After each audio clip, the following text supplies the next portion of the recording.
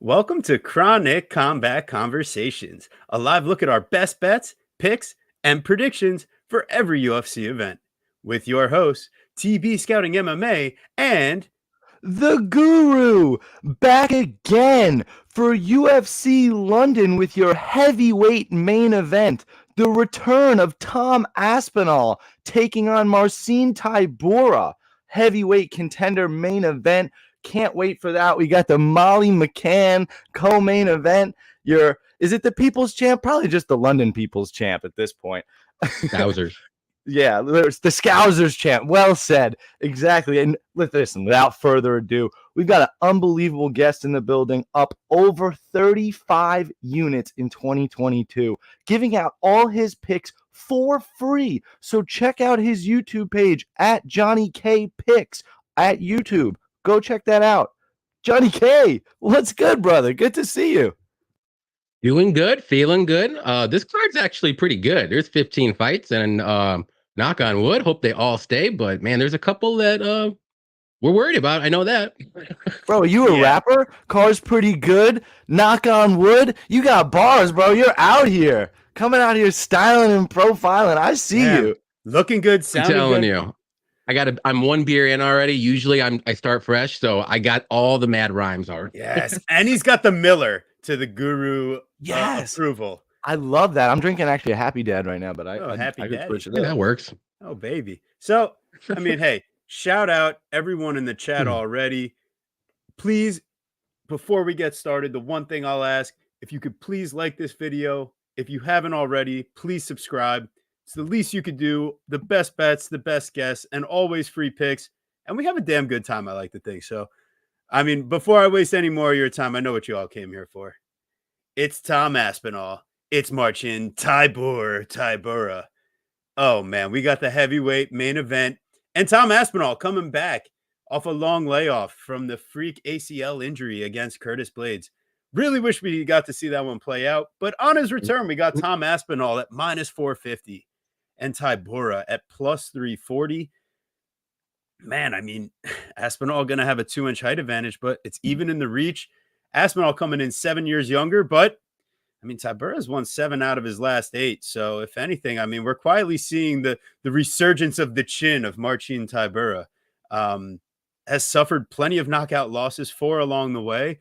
But, recently we've seen him kind of withstand the early barrage and find a way to get to his offensive wrestling or clinch game and kind of have success.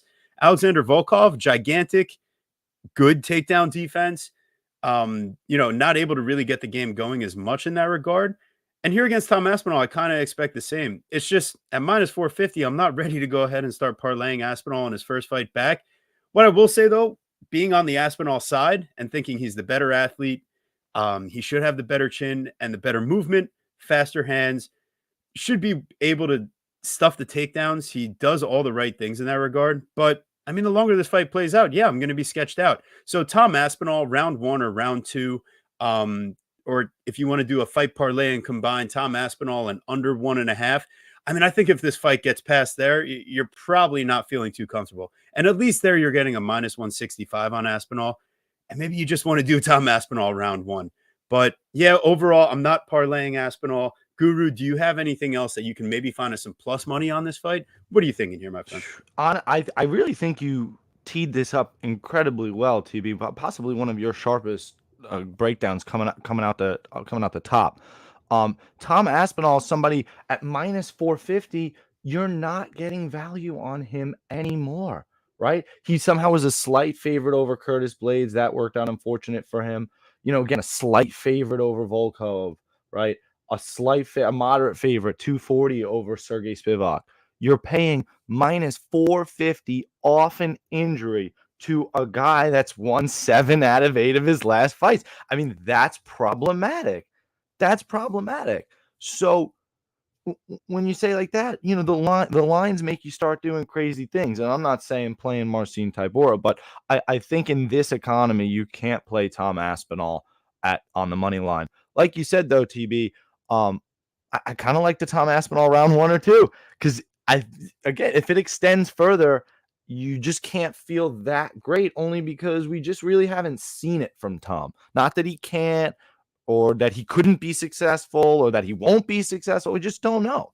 So parlaying Tom Aspinall and under 1.5 sounds mighty cheeky. So I don't really know what else. I mean, to me, the only other thing, and then we're going to pass it off to Johnny K, who's going to find a way to flesh this out for us. The only other thing that I see is that there's just a little bit of value on Tom Aspinall by submission, just because the KO is minus 150, right? It seems like the obvious path. Tybura, never been submitted before. Aspinall has the sneaky jiu-jitsu, plus 380 on the sub. Even like the finish is minus 360. Like, it's terrible. There's nothing. Maybe listen, that's why we brought Johnny K, right? What do you got for us, baby? Something sharp, I'm sure. Yeah. Well, I mean, I will say this. I'll lead this off. Love Tom Aspinall as a fighter. I'm a fan. I think he wins this one, maybe 98 times out of 100. Maybe a banana peel again. Hope, knock on wood again. I hope that doesn't happen. But if you want to find value here, I kind of like this fight to go like round two, like fight to start round two. Maybe he plays it like, because it's a 5-round fight. Maybe he wants to get some of the ring rust off. Maybe he slows down a bit. And I think that's close to even money, like maybe minus 105, 110. That could be one way you can look at it. I do like the sub prop because I actually think he does get the sub here. I mean, Tybura's been knocked out, never been submitted, but he's never fought anybody with the jiu-jitsu that Aspinall has. He's very sneaky, very good once he gets the takedown. I think he can get the takedown, but I just don't think it's going to be like super early like everyone thinks. I think he's going to play a little bit slower, maybe test out the striking first. And once he feels comfortable and he thinks everything's good to go, I think he's going to go for it like we normally see it. So I like the fight to start round two. I like, and maybe the sub prop. That's the only two things I would look at. I do think Aspinall, even at minus 450, is, I don't want to say free money, but it's pretty close. I think he wins this one no matter what, like sub, knockout, decision even. Like we haven't seen him pass like 3 rounds either. So that's something to think about too. Yeah, I will say from watching the tape, Tom Aspinall doesn't necessarily have like one punch knockout power. Yeah. It's generally accumulation. Mhm. And Tybura's faced guys like recently, the Walt Harris fight. I mean, he's like very close to having that fight stopped before he, turns the tides. Alexander Romanov, he has to withstand a large amount of ground and pound, heavy shots. The chin holds up. And Tom Aspinall, when they do their little face off, yesterday, this morning, he's like, wow, where's the belly? Essentially, he's like, wow, you're looking in really good shape. Have you been working out? True. I mean, yeah, I remember that. Yeah, Marcin Tybura. I mean, dude has been really putting in the work, and it's a long time ago from when my boy was trying to take Greg Hardy by knockout, Mr. Guru. As I was trying to tell him that we had some value on Marcin, we're in a much different place these days. I really think Tom Aspinall has him covered, and seeing how he struggled to get Volkov down, I think Aspinall is going to be even more well equipped to deal with those clinch body lock takedown attempts. Yeah. And even if it gets to the mat, he should be able to survive those positions. But you know what? That minus 105 fight starts round 2. I think we're getting into spicy territory. So you continue to make another great point, though. Does Marcin Tybura actually even want to take him down? No. Why would you want? You don't like his best pat. Like he really just wants to. Like I bet you. He just wants to clinch it. Like, he just probably want you. You're gonna go right after Johnny, but I would think that he probably just wants to clinch him, right? He probably just wants to hold him. What the fuck are you supposed to do with Tom Aspinall, Johnny? Please. Yeah, I was gonna say. I think since it looked like Tom Aspinall saw him a little bit, he cut some weight. His belly's a little bit maybe slimmer. Maybe his game plan's like survive the first couple rounds, drag this out, see how Tom Aspinall looks in the 3rd, 4th, and 5th round. If I can make it that far, maybe that's his game plan because we haven't seen him really. So maybe that's what it is. Survive, and then hopefully you can win the later rounds. Honestly, Johnny, I felt like I put you in a tough spot. I was like, Johnny's going to make sure he finds us some solid money on this minus 500 heavyweight slop fest. And he's like, do it. How about fight to start round 2? I'm like, you know what? I kind of like it. And the reason why I like it the most is like, it's almost the meta game of it. It's he just blew out his fucking knee. He wants to test the waters, feel comfortable, feel safe out there, and he gets to fight a heavyweight with 0 fucking finishing equity. Decision versus Romanov, who is dead. Decision versus Ivanov. Yeah. I mean, gets rocked versus Walt Harris and then finishes Walt Harris, but Walt Harris has no. I was gonna pick Parisian No over him. survivability. So like that should tell you. So yeah, I mean, finishes Greg Hardy, doesn't finish Ben Rothwell, doesn't finish Grishin, doesn't finish Spivak, doesn't finish Also, Stefan Struve. if you think about it too, do you remember a 5-round main event that ended in round 1 as of late? You're right. I mean, maybe the last time was Can't when even Tom think of Aspinall one. blew his knee out, or Calvin Kattar blew his knee out. I think the last one I can remember, and I don't even know which came first, was Pavlovich and who was Blades. it? And Blades. Blades. That was the that last first? one. Yeah. But let's be real. Yeah. Holly Holm almost did it to us last week by getting the early, getting submitted early in round 2, Yeah. like a Jamoker. All right. Oh, well, that hurt me. That hurt my heart. Yeah, me too. After I specifically, I mean, I was fairly adamant Silva wouldn't get the sub, but when I said it, I meant the crazy knee bar. Obviously, I felt Silva's path to victory was the sub. Yeah. I don't think anybody called standing ninja choke. No. I thought it'd be arm bar or bust. Right. That's fair. Well, hey, listen, before we get to this next fight, shout out Mushroom. Always supporting people. Make sure you're supporting Mr. Mushroom and his channel. Always doing great breakdowns week by week. And follow him for all his food content. Daz, big time supporter of the community. You know it. Yes. Always the best guest. Look at this. We got Johnny K, baby. Prince, he's here for the Guru's hot chocolate hate rant. Will we see one? Guru, can you? Oh, baby. Oh, Listen, baby. You better put some marshmallows on that fucking hot chocolate, baby, because we're going to get ready to tear into this shit. Ooh. But not yet. Okay, all right. And then Dirty Reg, glad that JK is with you guys. Hell yeah, we're happy he's with us too. Appreciate everyone joining us on the show. If you haven't thrown a like yet, make sure you go ahead and do that. Subscribe if you haven't. Come on, let's go. Listen to Johnny. It's free. It's free. Exactly. Come on. In this economy, you'll take anything with your free. likes. Yeah, come on. So here we go. He's up money, guys. He's up 30. I mean, dude's making some fucking bank. Not about this year, but last year was really good to me. I mean, they're up. I mean, up 35 units is not exact. Last year, it's up 35 units. This year, I mean, that's pretty. Little different story, but hey, we got time to turn it around. We're climbing. It's not even half. Well, it's more than half now. Listen, we're basically about similar to break even as well. We're just trying to keep the bankroll afloat. Yeah, it's all good, that's it, baby. Let's have some fun.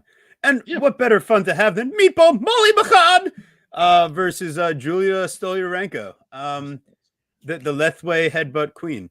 Unfortunately, we're not doing Muay Thai with headbutt rules allowed in Lethway. So, Julia, you're going to have to find out other ways to strike on the feet here. We got the armbar specialist in Stolyarenko versus the spinning elbow specialist in Molly McCann.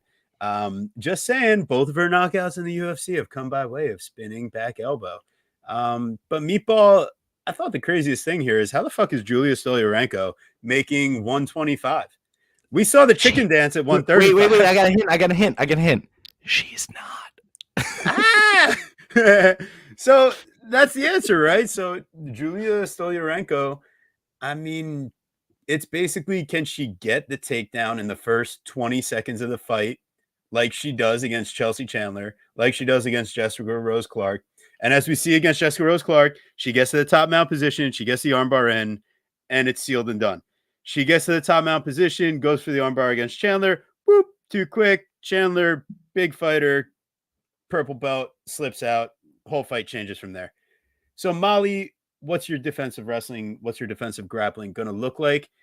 I don't think great. I'm not trying to say the Blanchfield fight is the only determining factor, but we've also got the Lara Procopio fight to add into the mix. We've got Tyler Santos, okay. Jillian Robertson, okay. Vanessa Mello. There's a constant theme that comes out, and it's if Molly McCann's facing anyone that actually has any type of thought of getting a takedown and the ability to get it, they're probably going to. She's given a big time control percentage in her career. I get a lot of it's against higher level opponents, so I'm not saying Julia Stolyarenko is going to win a decision based off of top control. But at the plus 200 I was willing to throw, a couple buckaroos down on the fact that Julia has a clear path to victory, just about if she can execute it or not. So limited exposure. The straight pick might even still be Molly McCann, but I got a little sprinkle on Julia to get a little submission action. Okay. So I got two things for you. Okay. Number one. Okay. Friends don't let friends bet on Julia Stolyarenko. who's 1 in 5 in the UFC. I won money betting her against Jessica Rose Clark, and then Okay, well, why did we bet? Just think about that. We literally watched her get armbarred, and we said, "Why is she fighting an armbar specialist?" Right. That's it. That was the only reason. There was no other amazing handicap. That was it. Okay. Stars All right. aligned. Number 2. Scousers don't get submitted by Julia Stolyarenko in the co-main event at home. Scousers don't get submitted. It's just, I just think it's fucking crazy. I mean, she would take shitting the bed to a new level. It wouldn't be shitting the bed anymore. It would be doing a Molly McCann. Like that would be, it would be worse than fumbling the bag. It would be doing a Molly McCann. It's not happening. She'll be okay. I really do think so. Can I tell you, sometimes in the UFC, it's about what the funniest option of the outcome is rather than what the UFC wants or what sure, Molly did great the last couple of times in London, but like, what would the funniest thing be in this situation? Julia Stolyarenko Her getting armbarred in 30 seconds. Ripping her arm off in 30 seconds and being thrown respectfully, so to me, there's no reason, even if you have the better of the line value, which I respect, and I respect your awesome, basically nearly your co-host, right? In Blood Money, getting a similar line value on Julia Stolyarenko. He's got plus 250, which is insane. I don't think it fucking matters. Like, I guess when it's that clean and you've got that much of line value, I really do get it. I just she's winning by submission, or she's not. What are you gonna do with a money line bet? So there's more value to be had. You want Julia Stolyarenko round 1. You want her by submission. I just think that there's more money to be made, especially now that the line value is gone. I mean, shout out Cody Blood Money. I mean, my God, what a fucking line value. And the fact that he's on her by money line certainly has me, of all people, while I'm sitting here talking nothing but shit, quaking in my boots. But yeah, Molly McCann should get it done. What I actually find interesting, so this is maybe where I want to go with this. I almost want to fade the narrative. Maybe Molly doesn't get the finish, right? Maybe the funniest thing is it's a fucking boring decision. Now that's funny. Molly clinches her against the cage and it's really boring. And keep in mind, sure, Molly McCann has the insane finishes, but she locked out Luana Carolina in round 3. Hannah Goldie came, I guess, towards the end of round 1. Yeah. Yeah. So, I mean, but Hannah's, nobody talks shit about Hannah. We take no Hannah slander on this podcast. So yeah. Listen, Meatball round 1, is that true? Meatball round 1 plus 400. I mean, if that's really true, that's still that's interesting. I would look at round 2 and 3. Yeah, I still kind of like that over a little bit. I kind of want to fade the narrative. I think the funniest thing would be a decision, but please, Johnny K. It would be funny.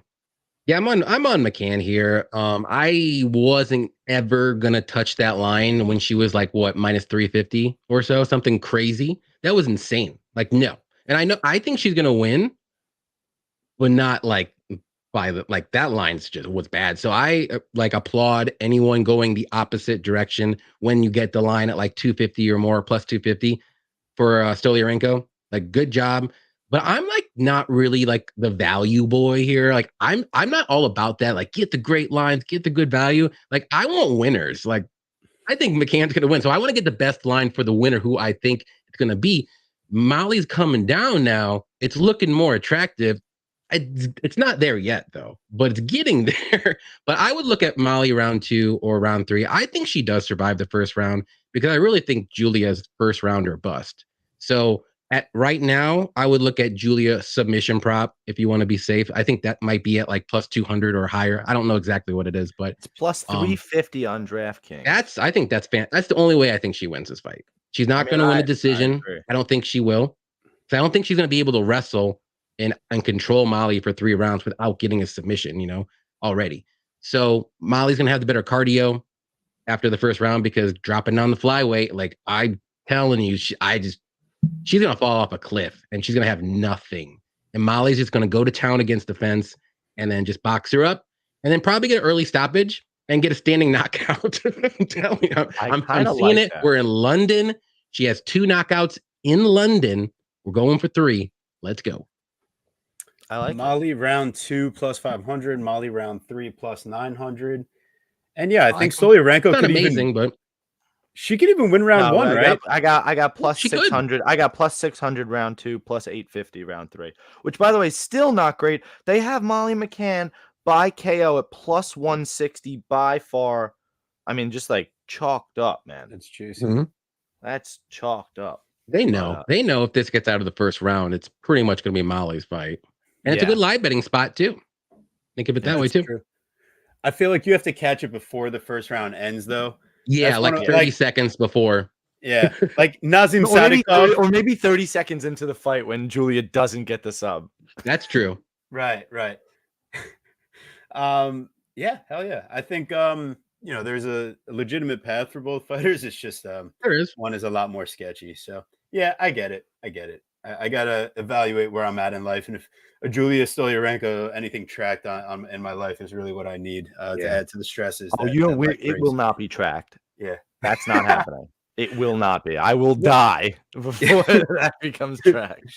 Fair enough.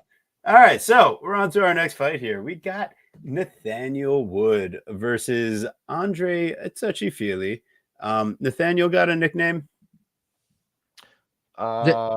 Nathaniel's hot dog eating contest Wood. I actually like that better than whatever his nickname would be. Beautiful. The prospect. I was gonna prospect. Yeah, that's kind of trash though, because he's 30 years old and he's got like 6 or 7 fights in it. He's got 8 fights in the UFC. Fuck so that.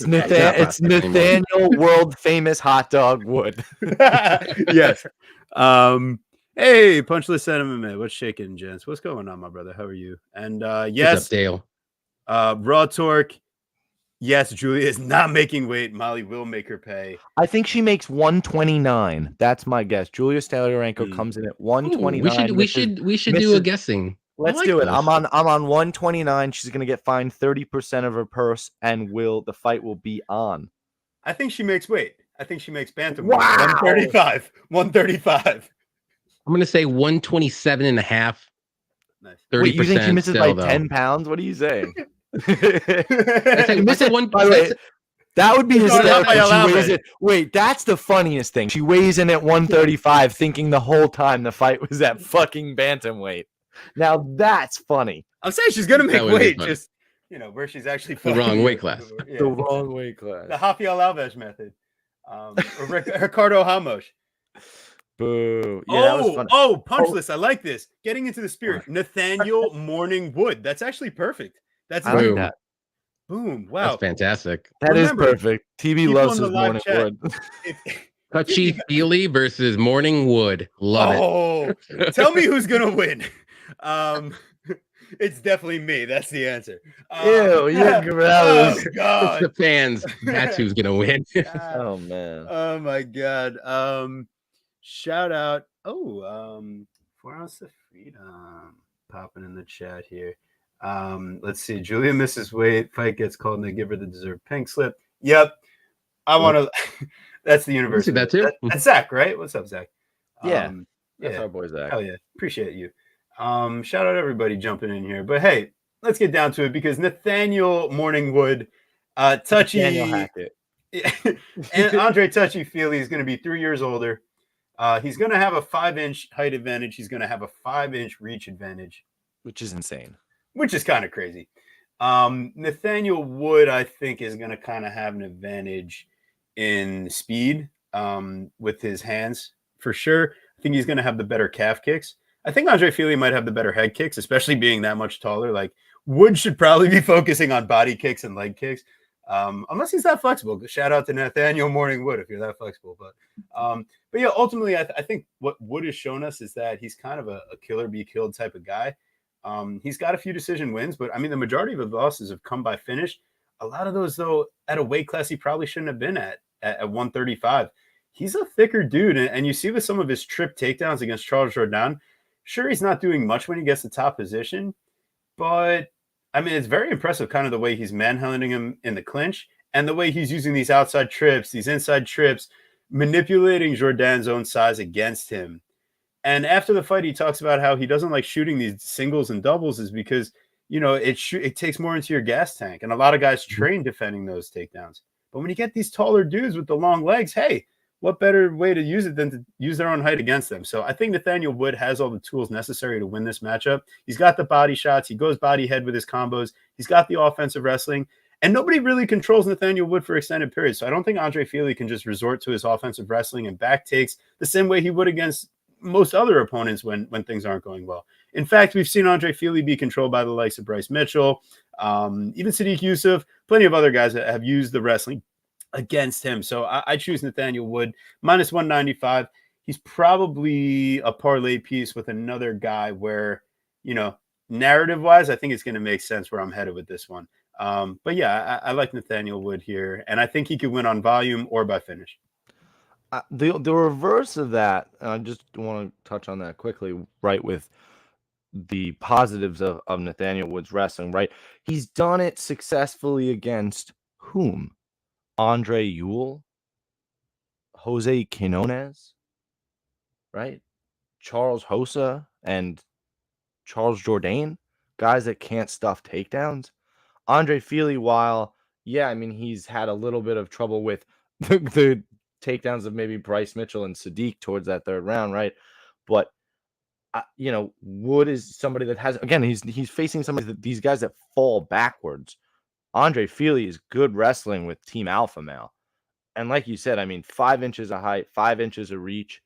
The main reason I'm not on Fili, which is where I started, with it, plus especially at a sexy dog number. I just feel like Andre Fili is the type of guy that just doesn't rise to the occasion. And that's like the metagame of it all. You've watched him for years. He went from budding prospect to maybe contender to right there to like he just needs to fix a couple things to now he's 33. He never really panned out to all the potential that he had. And a guy like Nathaniel Wood, there's another P word other than potential, I think that's going to sum this fight up. Pace. The pace of Nathaniel Wood is significantly higher than Andre Fili. And Fili is somebody that even has a decent pace in himself. So the fact that Nathaniel Wood's pace is that much significantly higher and he's home makes this really, really tough for me to fade him. On the other side of that coin, again, other than the size and everything else, is can you lay minus 200 on a guy you don't feel confident is going to get a finish? Because I honestly think this fight goes the distance. I'm sure the bookies agree. Fuck, man. I like Nathaniel Wood. I think he gets it done. Probably one of those annoying split decisions that really wasn't a split, but like was a close fight anyway. People don't understand. You can have a 30-27 that's like a really, really close fight. Like y'all don't get it. But that's a different conversation. I'm picking Wood. I'm Guru, very long-winded. Stealing all my thunder. And normally I'm the chef in the house. What do you mean stealing your thunder? You went first. Guru's fucking cooking. That's what I'm saying. Look at Punchless in the chat, baby. Guru's getting. I appreciate that, Punchless. Oh, yeah. Appreciate you. All right, I mean, anyway. Johnny K. I'm gonna hand off the pots to Johnny K because he knows how to take it home for us. Well, thank you. So yeah, I like Morning Wood as well here. I think I had to say it. The leg kicks are going to be key here. Love Nate's leg kicks. He has very good leg kicks. And the speed. Speed pills. And normally I like bigger fighters. I like fighters that have that reach advantage and the length and all that stuff. But if you have speed and you're the smaller fighter, I love that even more. Like, because you don't really see it too often. And he's quick enough to get inside boxing range, land a couple good body shots, get some combos off, maybe get a takedown. And then Fili's going to be like, what the hell do I do here? Clinch up. And then it's going to probably back off because Fili has to stay at range. Is he going to be able to stay at range with all the leg kicks that Wood's going to be able to give him? Maybe for a little bit. I mean, Wood doesn't do like, 5 or 10 leg kicks a fight. He does like 20, 30, 40, even 50 leg kicks in a fight. So I like Wood here a lot. I think he's going to out-volume Fili eventually. Maybe he loses a very close first round, but I bet you the second and third rounds, he's going to pull away and win a 29-28 or 30-27 decision. Maybe a knockout, but that's a stretch. I would say it's a decision, like a very decisive decision, though. I like it. And maybe there's a little Nathaniel Wood round 3 or decision. Nathaniel I Wood gotta and over 1.5. I got a question, especially Uh-oh. since the way that you phrased that, and I actually really like that angle. What do you think about an Andre Feely plus 3.5 point spread? So Mhm. all he has to do is win a round, minus 155. I like that. I think he But does win one round. I don't know what round. It's probably going to be the first, maybe second. I just don't see him winning round 3 though. well, I here's agree. here's my thing. It's like Bruce Buffer is going to come out and what is it? 29, 29, 28, 29, 28, and 30, 30 27 for 27, the and that's for the and that's the winner. hometown judge. Exactly, exactly. Like you're gonna get fucked by 1 point So on that's this fight. true. You have to remember these London judges are That's actually a good point. That's why I Sketchy. don't really play it. But with the two I've played for true honesty, I've played them twice and I've won twice. there you go. So I've been I trying to really dabble more into those too, but I haven't really done a lot of them. But no, I I've wanted a good literally have amount only though. done it twice. I really barely do it because it's so fucking fucked up and sketchy. I have two of these shirts. I have one from definitely from the Aljo Cejudo, and I have it from which was that TB? That was Pahea and Yeah. Izzy. Yeah. Amen. Yeah. All right. We are moving right along. We got Guru, you go ahead. Who do we got here? Oh no, come on. I wasn't even ready. Oh my god, who do we got My here? boy, the Bear Jew, Paul Craig.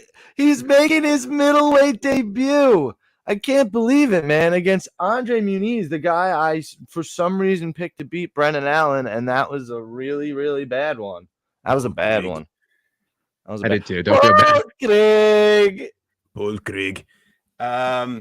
It all depends on how excited you are, but we got Paul Craig no matter what. We got the Bear Jew. What a card. We've got Paul Craig, and we've got two of the worst fighters in the UFC in Julius Stoliarenko and Danny Hot Chocolate Roberts.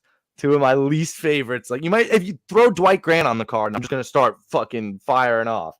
We call this the Guru Special. We got all the greatest No, hits. and we need Claudio Puelles. Puelles. Puelles. My ears. Yeah. Sorry about that. We love you guys. Yeah, my bad. I'll lower my mic. No, it's definitely.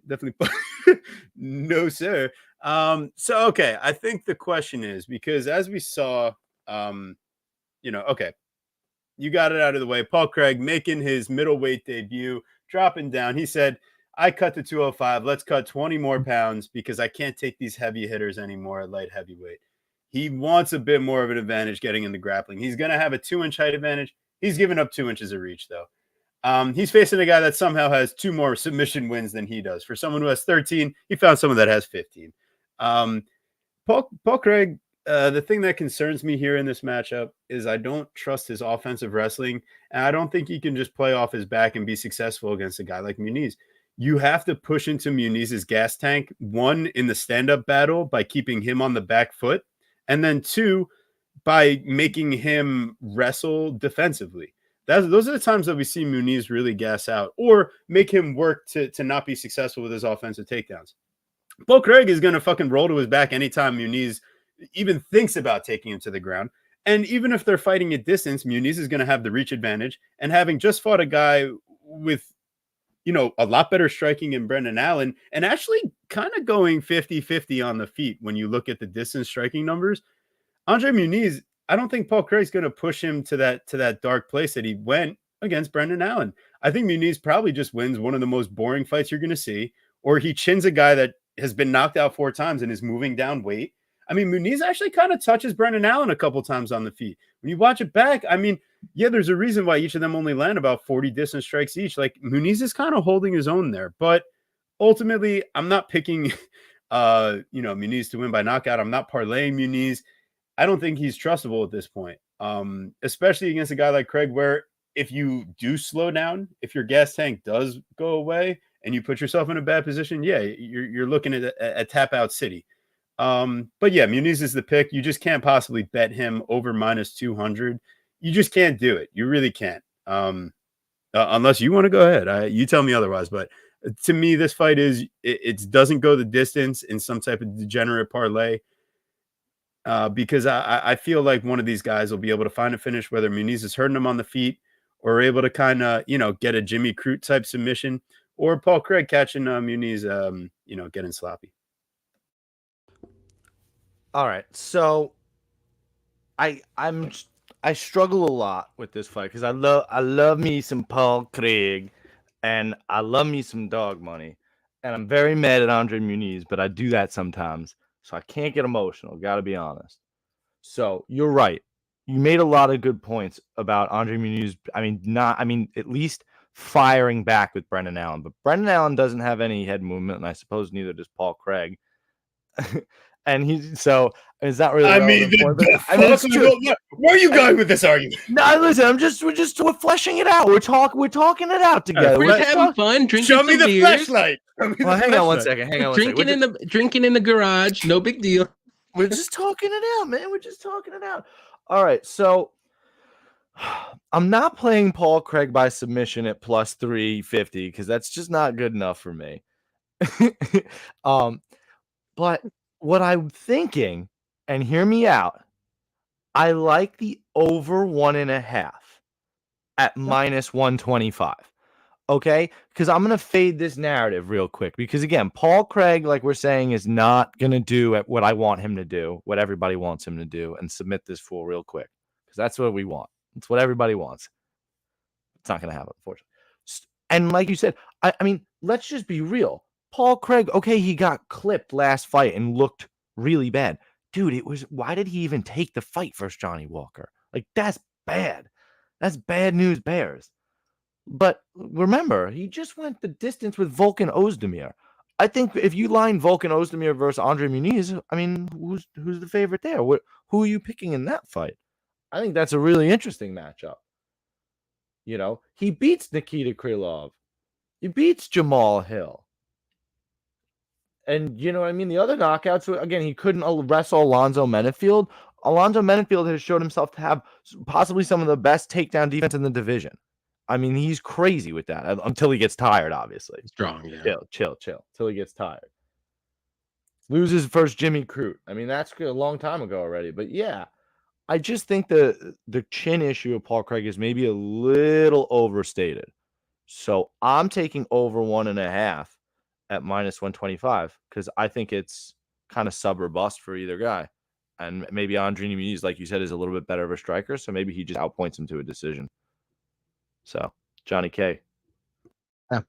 I agree with the over. I like that too. But I am on the Muniz train here. This is almost like a Julia Stolyarenko situation where you're dropping down. He has to drop down 20 pounds. He never really had the greatest of cardio at light heavyweight. He would slow down after one round, trying to get his opponent down on the mat with him because he can't take anyone down. So he's trying to pull him down. And after that, he's just like a sloppy mess on the feet until he can finally get him down and then maybe get a last second, literally, submission to win the fight. So he's facing another grappler who's just as good, if not better, who's a better striker, I think, and also probably a better wrestler. So to me, like most of the advantages Paul Craig had at light heavyweight was his grappling and submissions. He's not going to have it in this fight at all. So I think Muniz is going to win this one, whether it's going to be by decision, by a knockout, maybe by a club and sub later in the fight. But over 1.5 is a good spot for sure. I like a lot. But I'm on the Muniz train. I parlayed him up with Wood. I think those two are great as a parlay piece. So I'm confident in those two guys, though, for sure. That's just me. Damn, bro, we taking my dog Paul Craig behind the barn and putting him down like old Yeller. Do you know how many times I bet Paul Craig by submission and won? At least 3 or 4 times. Yeah, that's a good one. So he's made me a lot of money, but not this time, I don't think. No, I agree. Fuck, I agree. Sometimes you just got to be a little more responsible. Who has worse hands, Chase Hooper or Paul Craig? Paul Craig. You really think least so? No, Paul Craig has some power behind it. Chase Hooper thinks he's a boxer now and gets touched up all the freaking time. I'm going Paul, That's just fair. out of respect. But I feel like Paul's got more. Like he's and better it's with his hands. kicks. Chase Hooper can't throw any kicks. It's not allowed. Well, It's no, just boxing. no, I mean, I thought he in his last fight against someone that didn't belong in the. Anyways, all right. Well, that We're Nick going off the rails. Fiore. We're going Nick off the rails. Fiore, No. bro, come on. This is why I didn't want to do this. All right. We got our lightweight matchup. We got Jai Herbert. We got Parisium. The Black Country Banger. The Bangers and Mash. The Bangers and Mash versus the Smile Killer, Parisium. I mean, listen. He's the smile killer because you got to watch him fight. Jesus Christ. That's true. Too soon? Sorry. Well, no, okay. Well, It here's kills what I'll everyone's say. smiles. Yeah. Well, I mean, listen, Parisium, he's got basically zero UFC finishing potential. Let's be real about it. You're right. You're right. All three of his wins in the UFC, and one of them probably wasn't a win against Jamie Malarkey, right? And none of them has he really had his opponent like close to danger of being put out. And the offensive, like the wrestling improvements he showed in his last fight against like Michael Figlock, I think Figlock was just kind of like undersized and out of his element. I think Zium's been training with the right guys in the right gym, but I don't think he's like that should be something he's relying on against people his own size. And oh, look, Jai Herbert's his own size. I just don't think we have the same Jai Herbert that we used to either. After the Trinaldo knockout, the Topuria, Moicano subbing him, even him losing to Reese McKee all the way back in 2016. It's the same story every time. His hands are way too low. And when he gets into a firefight and he gets bonked, he doesn't quite recover. But Jai Herbert's still extremely dangerous when he does choose to let loose. And I think that for Zium, when he's trying to like use defense, it's kind of like just backpedaling with his chin straight up in the air. And I'm happy that we haven't seen him knocked out yet. I just think against someone that can actually outreach him in Jai Herbert, that he could be putting himself in some dangerous situations. I'm going to be picking Parisium to be the winner. 9 years younger. He hasn't been knocked out, and I don't think that Jai Herbert's going to be submitting him. But I mean, listen, if you want to talk about wrestling improvements in their last few fights, you can talk about Jai Herbert kind of holding his own on the mat against, Kyle Nelson, right? You want to talk about low-level opponents where they look better wrestling? Well, there you go. Now, I gave that to you too, and I get it. I get people being on the Zium side, but I just couldn't take him as a favor here. I was kind of like looking into it when he was the dog, but I couldn't pull the trigger. I don't think he's. You saw him at plus money? Yeah, he was or wasn't he plus 100? I think he was either plus 100 or minus maybe 110 super on Saturday. I thought it he was minus 110. Pick him. All right, it was Okay. minus 110. If you listen, but either way, but again, even I couldn't do it. Shady Iwa Beach Bum says ZM minus 115 now minus 155. If you got ZM pick'em, that's a great line because I don't think that ZM is in danger of getting knocked out here by Herbert. And I don't think that Herbert is going to be able to, like, they're both turtles off their back. Let's be honest. But if one of them is going to be more successful with the takedowns, I think it's going to be ZM. You watched Herbert struggle with fucking Kyle Nelson, and Kyle Nelson, for no reason, moved up a weight class. Like, he still struggled to, I mean, he tried to wrestle Kyle the whole time because he was struggling with the striking. And then even still, like, he was not as successful as you'd want him to be if he was a wrestler. It's just not who I like in this fight. I don't really like betting this fight at all. I honestly think it's a fucking, I really think it might just go the distance. But that's probably not, that's not really saying anything. That's what the books think. Minus 125 goes the distance. Maybe I'd take that. I mean, honestly, I thought it was going to be like minus 200 the way you were saying. I thought it'd be a little higher, but the thing is that Jai Herbert is, he's got power. That's basically his favorite way to win with 9 wins by knockout. And, he's been knocked out 3 times in the UFC.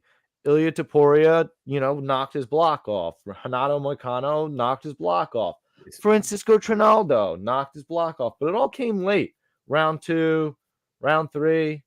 So, man, he lost to Rise McKee. He lost to Rise McKee in his fourth. Reese McKee in his 4th ever fight, losing by round 1 knockout. Dude is just chinny. That's his problem. ZM doesn't knock out anybody except me when I have to watch him and I go to sleep. So I I like the over, so whatever. I mean, I don't. You know what I like? Not gambling on this fucking fight. The pick is Ziam.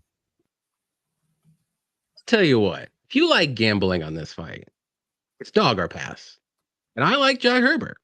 I didn't like him at pick-em odds because I do think this is going to be a close fight. Because I really think both guys kind of do the same thing, and then they're kind of doing the same thing as of late. They're both using their wrestling, both trying to grapple. They're both usually strikers and stay at range, like one of those kinds of strikers. But you have Jai Herbert, who has more power. You have Ziam, who's a little bit tougher, maybe a better chin. So it's a really close fight how you want to do it. So to me, this is dog or pass. I like Jai Herbert. I just think he has a little bit more equity in the finishing department, if you want to say. I think he can get the finish. Ziam's tough, though, but I think he can. This could go to a split decision. We're looking at the hometown crowd. I'm playing that thing all day because London judges are crazy. So if it's a close fight, I'm going with the hometown guy here. And plus, in Herbert's last fight against Ludovic Klein, he used a lot of wrestling too. And I thought he may have won that fight. It was very close. It went to draw, but he looked pretty good in that fight. And Ludovic Klein's a more dangerous striker than Ziam is. So, well, he did win that fight. It's just he got a point deducted for kicking him in the balls 2 times within 30 seconds. That You're was right. I forgot about that. Yeah. And he's the one offensively wrestling Ludovic Klein, and he's, Klein.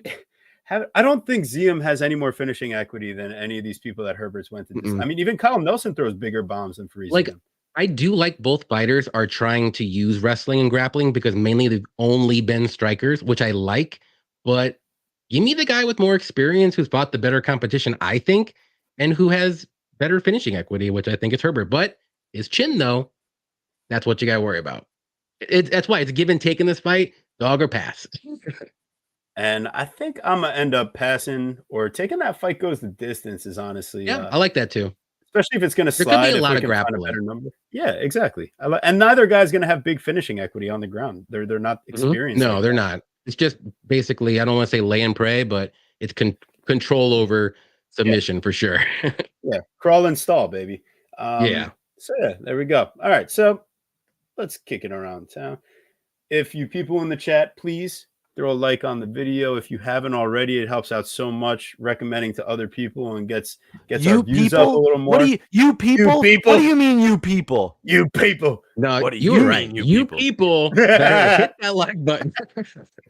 But hey, no, seriously, we wouldn't be doing the show without you guys. It really means so much that you take the time to join us every week. And just want to say shout out one more time because we really appreciate all you guys in the chat. Shout out Effie, Any Action Sportscast. Appreciate you too. Shady, coming up, the Blood Money family, Daz, Punch List, Mushroom, everybody that's been in the chat today. We love you guys. And let's keep this party rolling. Oh, baby. We got a featherweight matchup in this one. I think we got a banger on our hands here. This one's gonna be good. Yeah, we got Lerone Murphy. Do we got a real nickname there? Versus Joshua Kuya Kulibao. Lerone Bullet Tooth Murphy, I think is what we're gonna go for. Bullet Tooth. The Miracle? Bulletproof. The Miracle. Lerone the Miracle. Why Murphy. Did you call him Bullet Tooth? Bullet Tooth because he got shot in the face and had a bullet literally go through his cheeks. What? Yeah, that's why he's the Miracle. Yeah, because he survived. I knew he was like in the hospital, but I didn't know that's why. That was any of this ever. That's when he got into MMA. Okay, go ahead. While I start breaking down this fight, you go ahead, do a quick Google search, get yourself all turned up on Lerone Murphy's history. Here we go. All right, and call him 50 Cent. Yeah, so Lerone 50 Cent Murphy. There we go. Versus Joshua Kulibao. I think we settled on the right one. Thank you, Guru. But listen, I think we got the hometown fighter in Murphy where we got minus 140. Kulibao's plus 120. They kind of match up pretty damn evenly across the board. We got a 2-year age difference, 1-inch height differential in Kulibao's direction. Lerone Murphy, the slight reach advantage.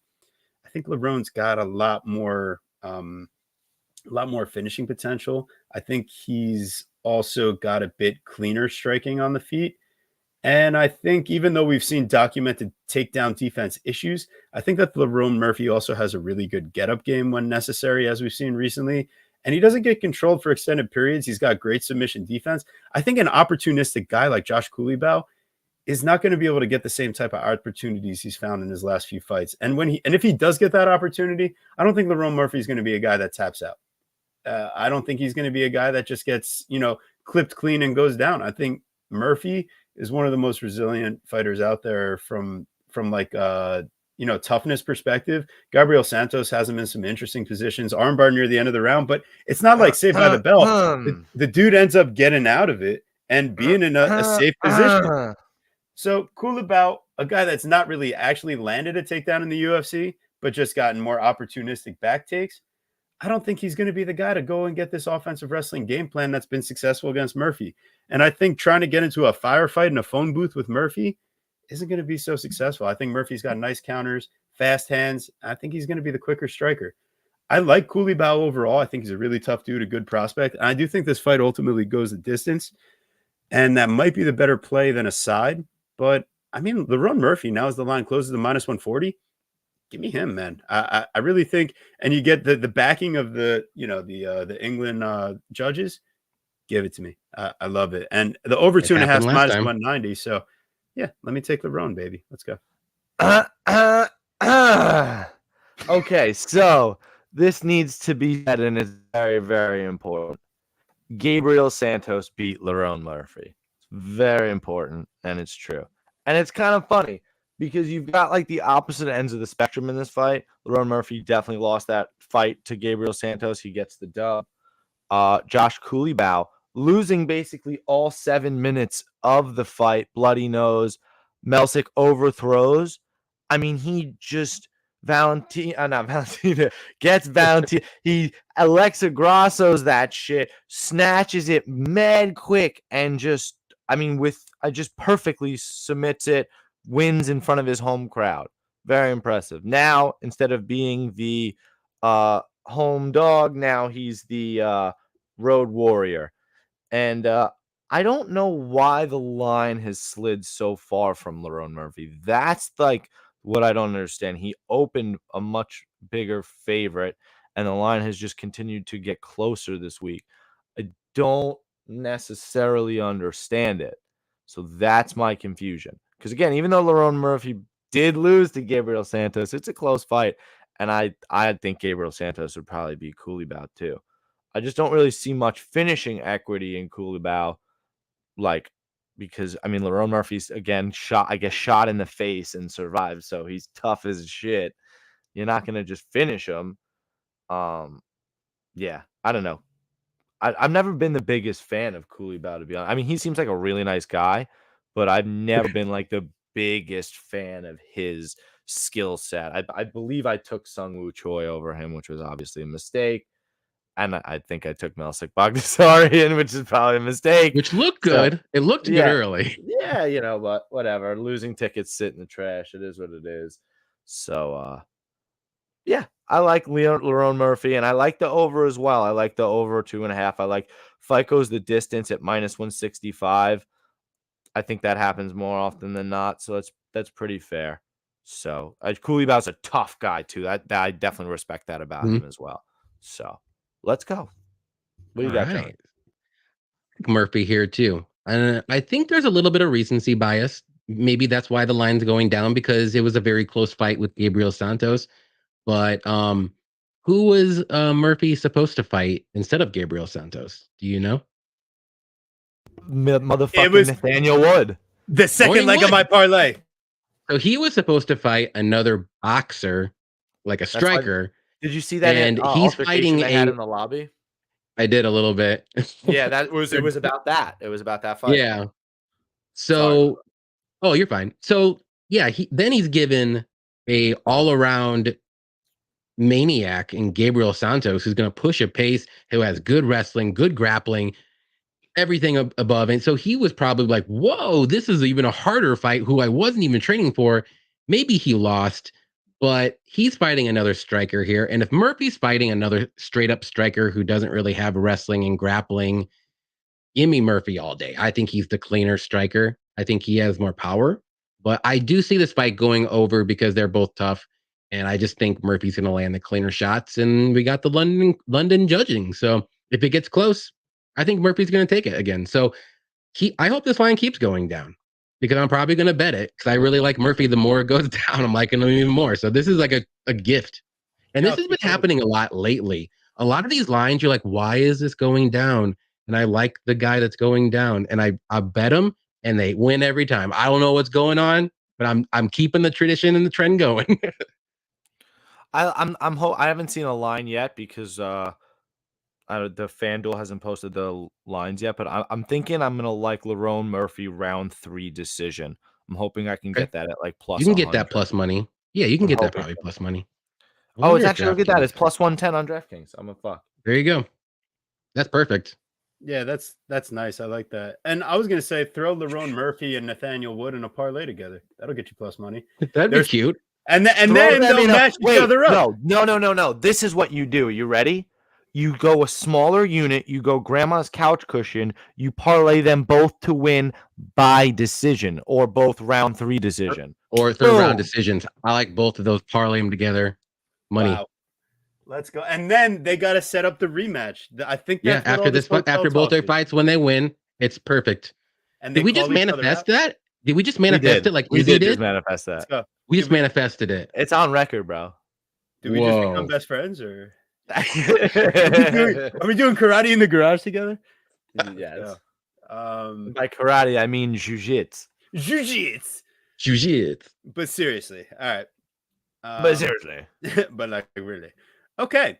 Let's get into some Discord. Oh, baby. Discourse. Yeah. I mean, Discord. Follow me on my Discord. All right. No. So we got Davey Grant. Oh, wait a second. Real quick. May 25th, 2013. Murphy was shot twice in broad daylight on Saturday afternoon at age 21. Bullet wounds in his neck and chin, and he spit out the bullets. Oof. What the fuck? Yeah, dude is not getting knocked out. Why did he get shot though? What was happening?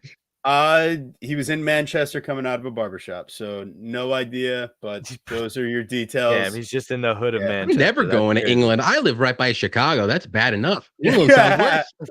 That's wild. Right. Jeez, talk about dangerous. We got dangerous Davey Grant versus Daniel Marcos Soncora. The fuck is that? Come on, man. I hope it actually means something real. Maybe I'm just being a dick. Fuck. I'm sure it means something. What do you mean it means something real? I'm sure it means something. Usually I'm more on top of the Hispanic nicknames, but I don't really know what this could be. I mean, because he's from Peru. How about Peruvian? That's all right. Well, that's Peruvian. Ancora. Do they speak? Is Peruvian a language, right? Am I an idiot? I think it's Spanish. Probably different dialects. Fuck. Yeah. Well, because like I worked with people from Mexico, they had a different dialect than the people from Guatemala, so like it all depends. But they all can speak like a common Spanish, you know. Like, no, but they're in Peruvian's not a language though. There's no chance. Yeah. Anyway, it's Spanish. It's Spanish, and then they have their own like native spoken language as well. I'm googling it. What do they speak in Peru? We're a learning podcast. So, anyways, 84% of the Peruvians speak Spanish. 26% speak the first language other than Spanish. Yeah, Quechua. Okay. Quechua. That's back in the Inca days. Yes, that's the second most common language. So 13%. You learn something new every day. This is why you join Chronic Combat, baby. Yeah, I love it. It's fun. Hell yeah. So listen, we got Davey Grant and the dangerous Davey Grant and Daniel Marcos, who we've now debated all of the history of his family and life. Yeah, we got Grant's going to be 7 years older, but he's going to be 1 inch taller. They share the same reach. I think it's interesting to see Daniel Marcos on the regional scene. He does a pretty good job splitting up his knockouts and decisions. So yeah, I trust the guy to be able to go 3 rounds here. I just don't think he's ever really faced someone that's going to have the style like Davey Grant. And I think most people have taken a couple steps up in the UFC before they get their Davey Grant matchup. But you go straight from spinning back elbow and single legger bust Simon Oliveira, who gassed out an easy guillotine attempt specialist. Yes. Yeah. I mean, come on. It was 2 minutes into the fight and this guy couldn't even breathe anymore. Are we fucking serious? Hey, I'm right with you. Yeah, exactly. So Davey Grant, you're giving me plus 120 here? I took Daniel Marcos in his debut. I think Simon Oliveira is not quite cut out to be at this level. I think Daniel Marcos has the right tools, But I think this is the loss that kind of teaches him he's got a few things that he needs to fix up. I think he's with the right team. I think he's been training hard. It's just I think Davy Grant brings the type of style that until you face someone awkward like this at the UFC level that's taking all your best punches and keeps on coming, I mean, I gotta go with the danger. And I think Davy Grant's even shown the ability to mix in some offensive wrestling when he needs to. He's got a dangerous submission game himself, as we've seen. When he hurts you, he's got multiple ways he can finish you.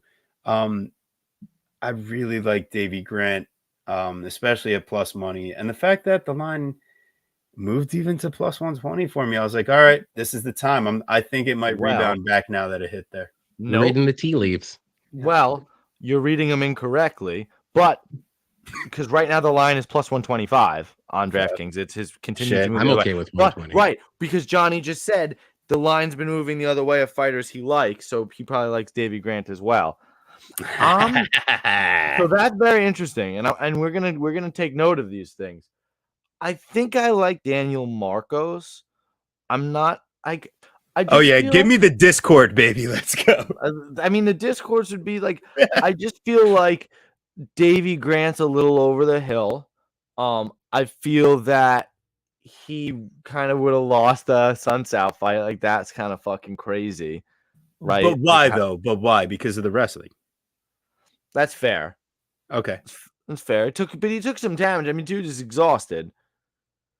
I also feel that. I mean, maybe this is just me being a little crazy. I feel like Daniel Marcos kind of reminded me of like Adrian Yanez. And he struggled with the damage and pressure from that fight. And I feel like Daniel Marcos kind of presents the same threats. There's a solid argument for Davy Grant having won that fight, though. That's what I was going to just say. Johnny, Guru, hold on, wait. Guru, finish your point, though. Sorry. You're on the Marcos side here?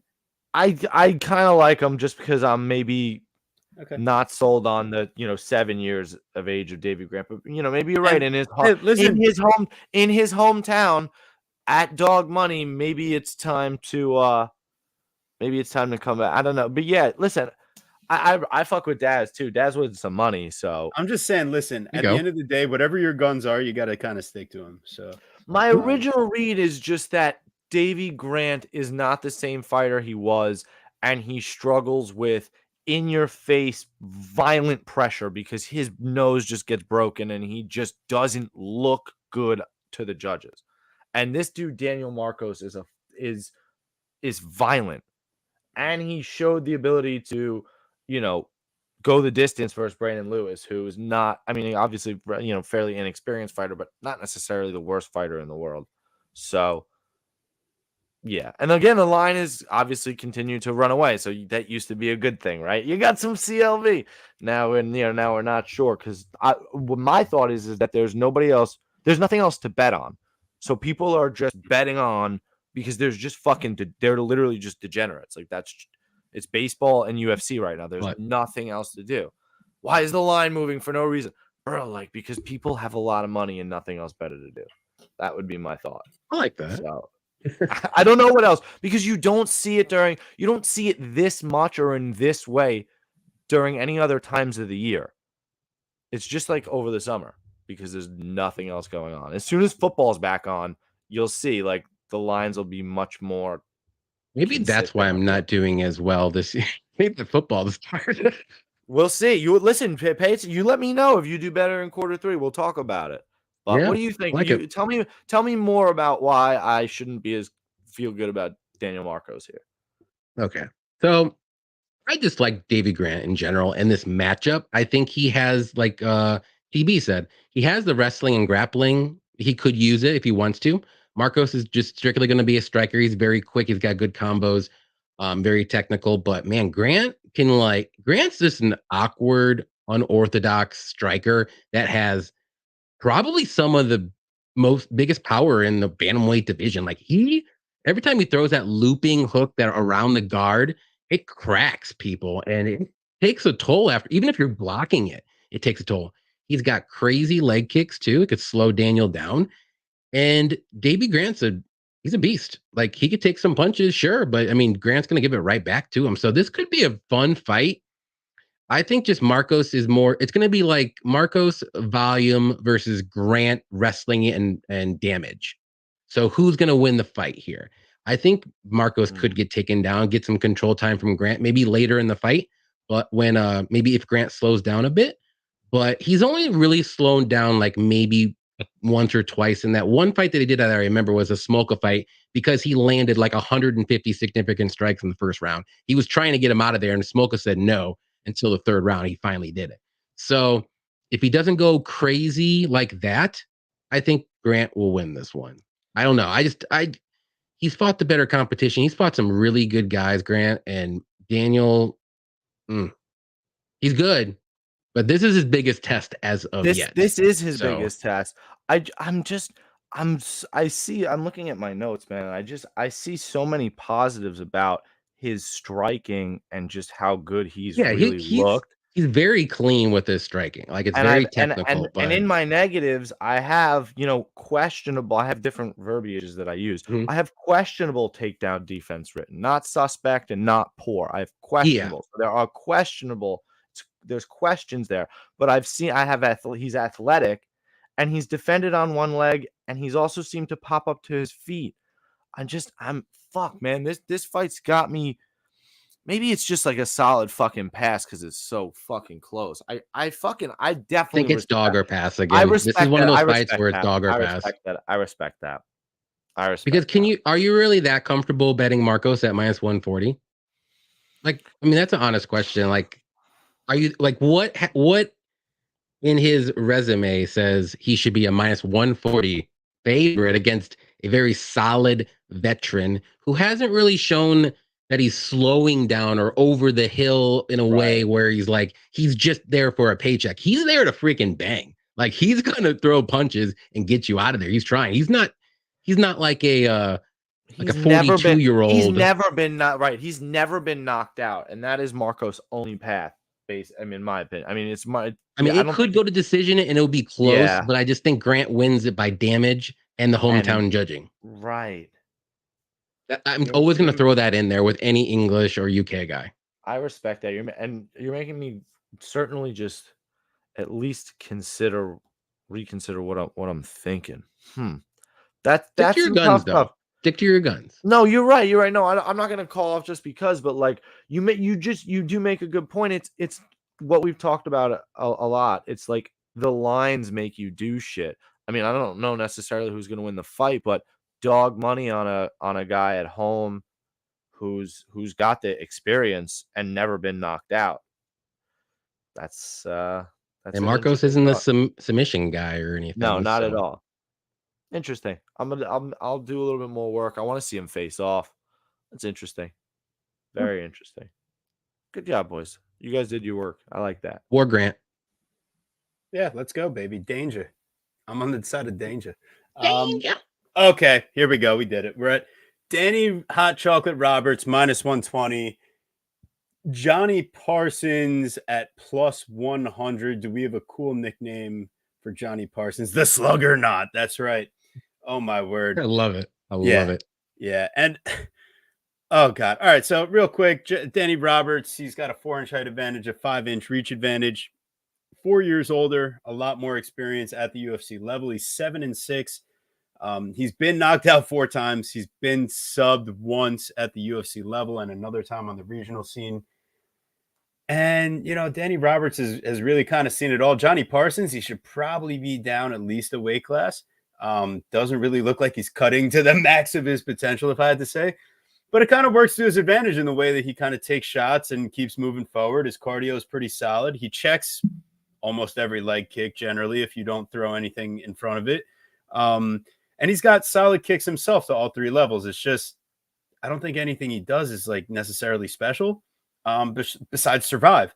And Danny Roberts very much has real finishing potential.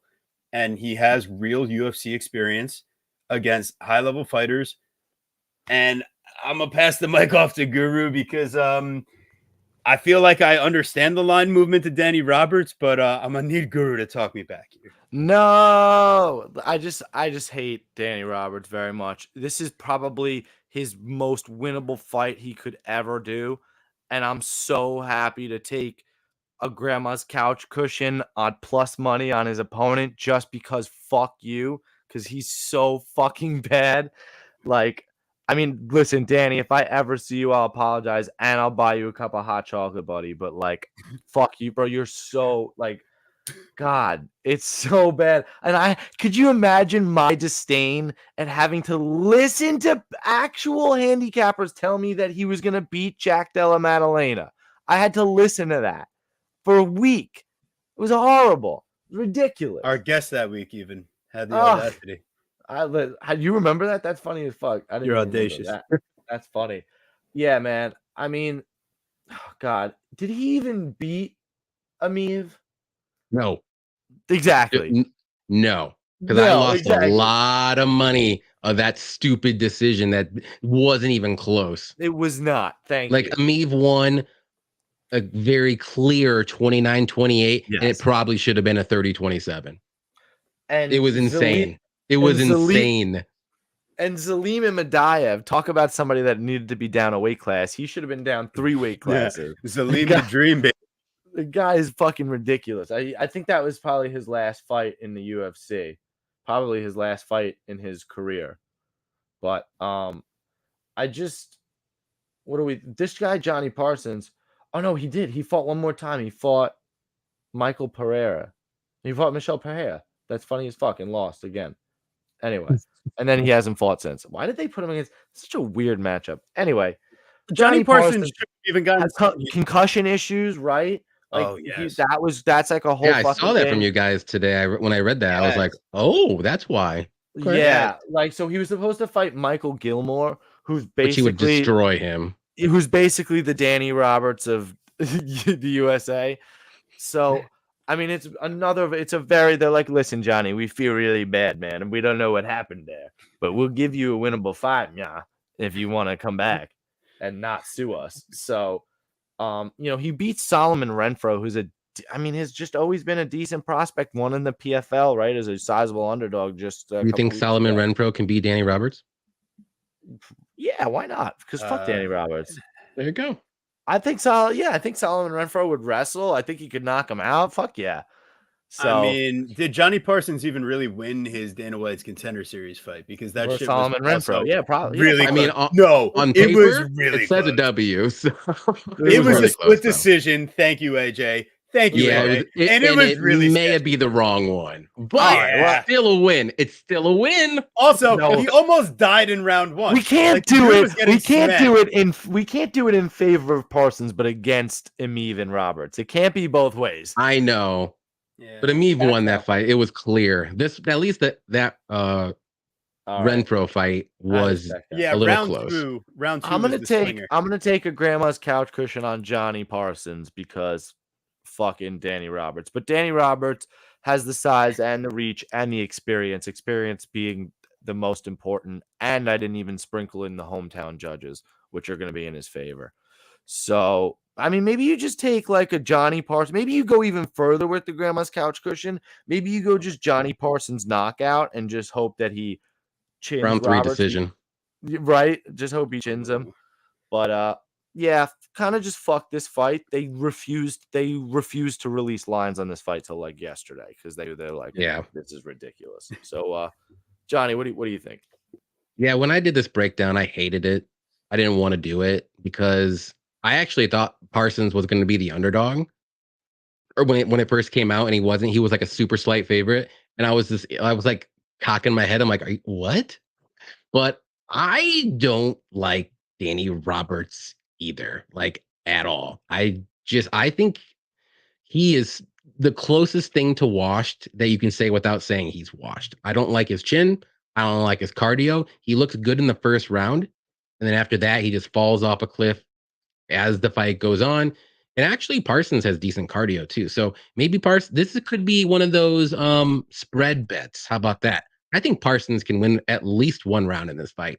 So whatever Parsons, the 3 plus 3.5 spread could be a good bet if you want to degenerate. They're gonna make it minus 300. Well, if that's the case, then no. If it's like minus 150 range, I think it's a solid play, but stay away from this fight. I don't like it. But I'm picking Johnny Parsons because mainly his name's Johnny. So let's go. All right, and Johnny yeah, K, baby. let's go. Johnny K, baby. Come on, Johnny Parsons, bring it home. Let's go. The Johnnies out there. From Johnny K to Johnny P, bring home the bacon, baby. But yeah, just be careful how much money you spend. It's just on not a this fight to bet. To be honest, it's trash. Yep. Amen. Trash. That's like degrading to trash, because some trash is some man's treasure. Like that's just trash. Oh my god. Love it. All right, well, good news. We got the Bone Crusher, Mark Diakiese Talking versus about trash. what is it, Joel Phenomeno Alvarez? El Phenomeno. El Phenomeno. El Phenomeno. It was a no last El fight. Niño. Yes. See, this is why we bring Johnny on. He gets the vibe. Johnny. I love it. So we got El Nino versus Bone Crusher. Diakiese, I mean, once again, another one of those 7-6 fighters with, it's like, damn, how many times have you let me down, and how many times have you, let me down by winning when I thought you were going to lose. So good luck picking the Bone Crusher's fights here. But generally, his fights have either gone to decision, or he's losing by sub, or he gets some type of freak knockout on his opponent. Joel Alvarez is going to have a gigantic size advantage. We're talking like Julia Stolyarenko levels. We're at 4 inches of height. We got 4 inches of reach, but Joel Alvarez is actually cut to 155 before. It's just he hasn't necessarily always been successful cutting to 155. And yeah, I mean, I can't guarantee he will be this time, but I feel better at least about this fight actually happening than I do Julia Stolyarenko safely making the weight. But yeah, so Alvarez here, the issue I have is that he's going to willingly get taken down. So can you trust Diakiese to avoid a submission if he's not hurt already? I'm definitely not putting a dog shot out there on Diakiese. I can't trust the guy. And I think from a striking perspective, he's proven that you can't even trust him to win a striking match against someone that can match his output. And Alvarez is going to get in your face. He's going to use the clinch. He's going to use his knees, elbows, make things dirty, and then force you to want to get a takedown. And then you're in his realm. You're in the grappling. So Arman Sarukian, certainly one of those guys that's going to make you pay if you get into the grappling realm. But I don't think that Diakiese offers the same. I mean, he's a lamprey guy. Let's tell it how it is. So I think even from bottom, Joel Alvarez is going to be winning the minutes. He's going to be landing the elbows, throwing up submission attempts. I like Alvarez all around, and I think it's probably not worth the minus 195 in my book. The line's kind of gotten away here, and I'm trying to stay away from What was the opener? The opener, it was at least under minus one. I think I saw Alvarez at minus 155 at one point. That's a sexy line. If you got that, that's fire. Yeah, I got right in the middle. Nice. Okay. All right. Minus 170. That's still great. I'd take that. I would take that. Listen, I think that Diakiese is somebody that needs to get his wrestling going, as he showed versus Michael Johnson.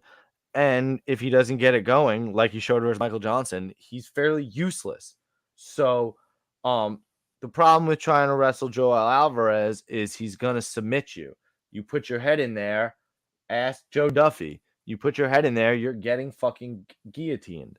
So Diakiese, who's already been submitted twice, I think probably gets submitted at some point. I just think he makes a mistake. I don't trust his fight IQ. That being said, you want to talk about, like, I don't know if recency bias is the word, but like, maybe recency bias. He's minus 300 versus Michael Johnson. Now you've got him plus 165 against a guy that in Joel Alvarez who doesn't stuff any takedowns. Why? Because he loves the jiu-jitsu. But, you know, if he can't get the sub, all of a sudden you're minus 200 feels a little silly. Listen, when you watch him fight Thiago Moises, he looks like a fucking savage on the feet. But, you know, Thiago Moises looked like a weight class smaller than him. I mean, so is Mark. Mark, I mean, big time but I mean, Mark to Moises is still Like smaller. 5'8". He's Yeah. 5'8", 5'9", with a Yeah.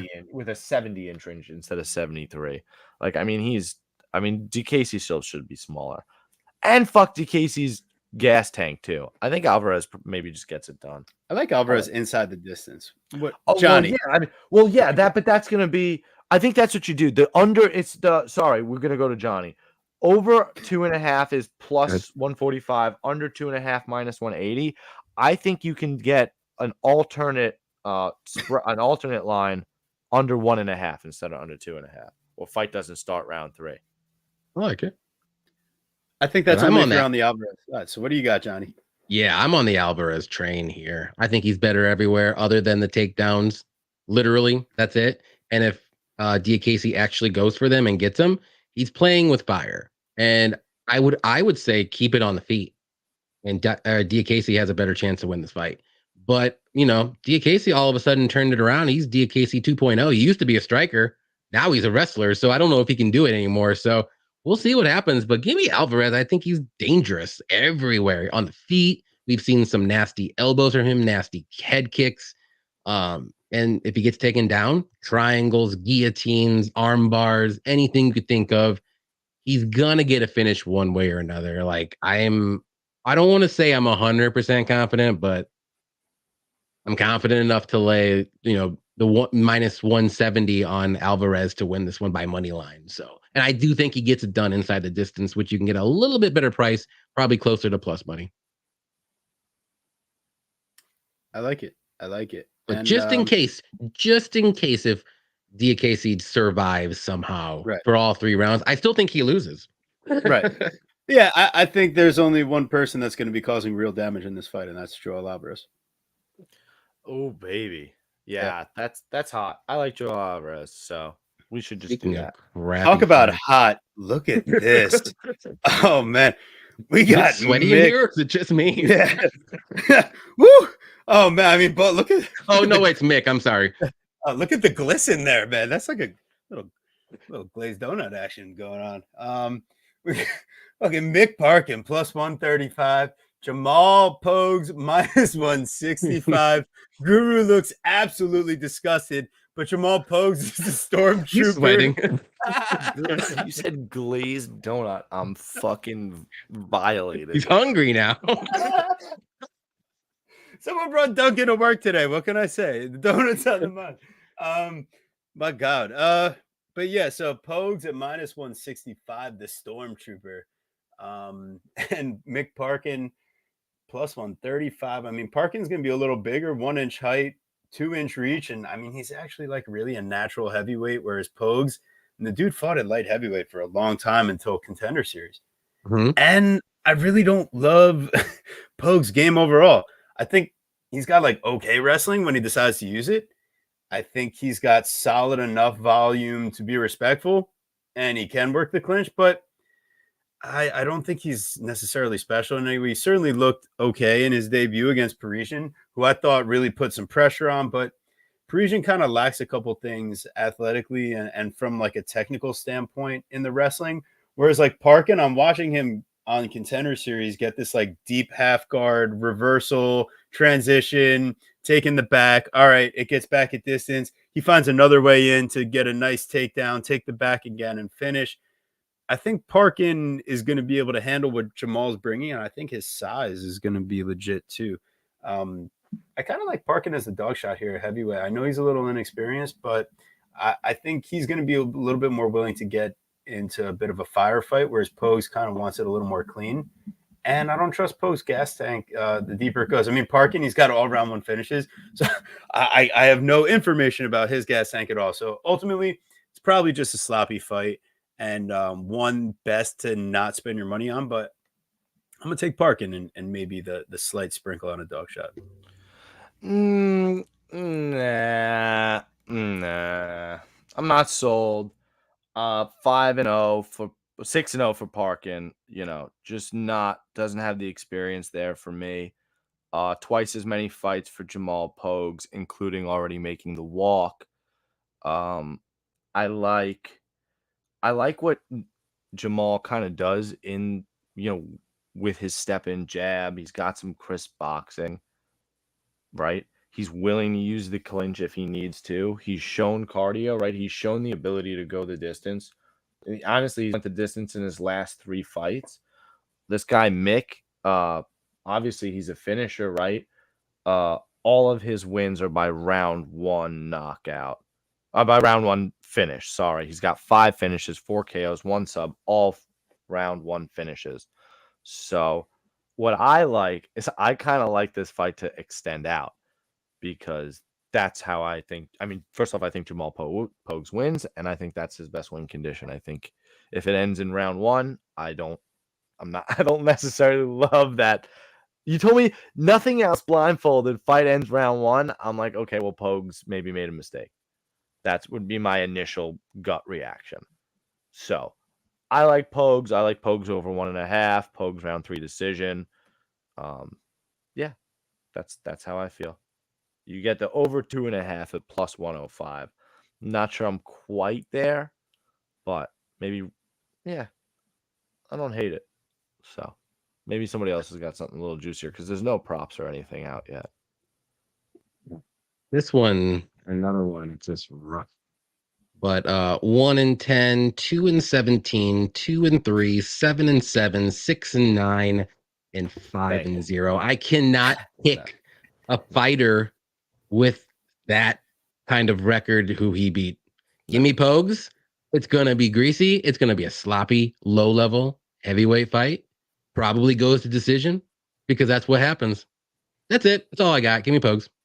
No bets. Yeah, Like, this is the worst fight, I think, for bets on the card.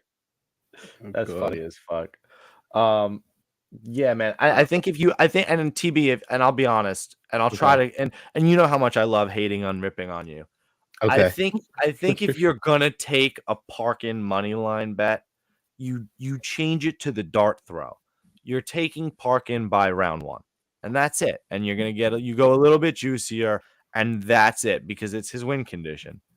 But want to be a little crazier. Either way, inside the distance. Inside the maybe distance. You get like plus 200. No, but round 1's probably going to be better than inside the distance. I mean, ever been finished in the first round? I mean, Pogues has been finished in all 3 of his losses. It's just that Parkin hasn't been outside the first round. That's where his finishes are. Second round, third round, and fourth round. So he can survive the first round. Right. So that's what I'm saying. So he Parkin, can. Right. And that's why we're not taking Parkin, because he's only been in round 1. He has to clip him. Well, that's true too. So he's got to do him dirty. So, like, if he can do him dirty, shout out Parkin. I just think Parkin. I just think Pogues is like decent enough distance striker. So I think he should be all right. I think we might have. I think he survives. Grossest fight in history, over 2.5 plus 105.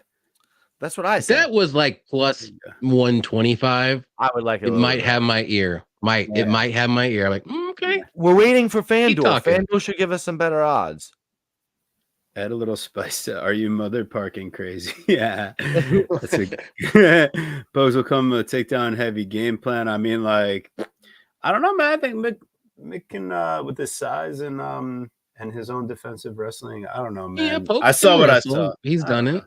I mean, listen, Bet365, who usually sometimes will give you better odds or whatever, they've got over 2.5 minus 115. All of a sudden, with no other lines out, maybe you're thinking you've got a little value. And plus money. Yeah. Oh, listen, There's 15 fights. You don't need to bet this one. Yes, you do. Yes, you do. God damn it. 1-800-GAMBLER, please. Oh my god. All right. Let me take off my conspiracy hat here. All right, we're at the oh my god. We have so many fights. Yeah. Johnny, we love having you on, man. Sorry to like keep up your night. Oh, you're good. Yeah. Dude, me and Cody, we do like 3-hour lives. Don't worry. Oh, damn. Hell yeah. Maybe not that much. Like 2.5 for sure. We're good. Okay. All right. Fair enough. I appreciate all your time as always, or as for the first, right? But here we go. First, but definitely not the last. I mean, come on. I hope not the last. I hope I'm not that bad. No. Oh my god. No. Great. The opposite. Fantastic. Mahmoud Murdov versus Brian Bam Bam Barberena.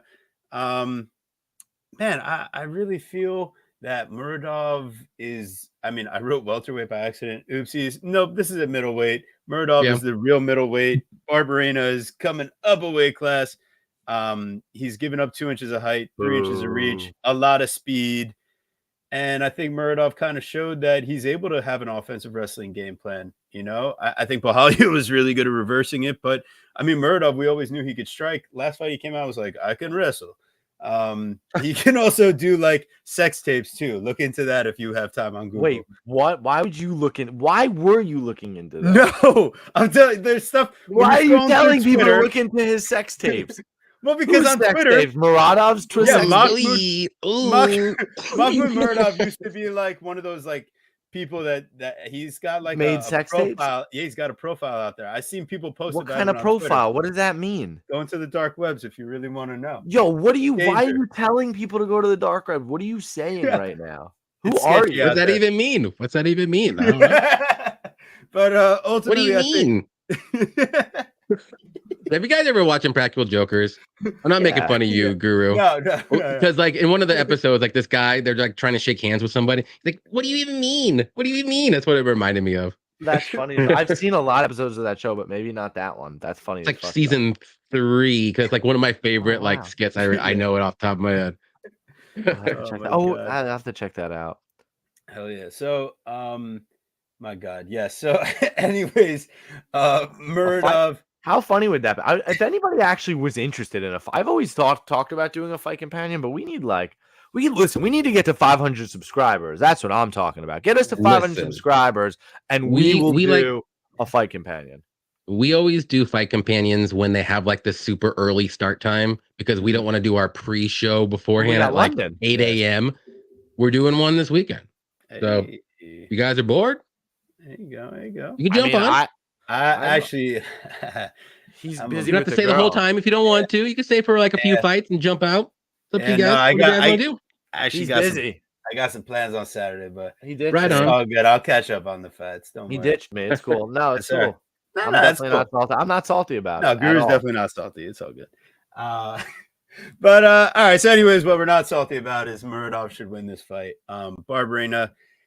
I mean, listen, you're getting knocked down by Witt at 170, and you're not knocking Witt down. I have some serious questions. So, Muradov to win. Go. Yeah, minus 300. He's looking up the dark web right now. Right, yeah, yo, chill. Damn, Don't yo. blow up his spot, bro. Yo, you're It's like, blowing me up.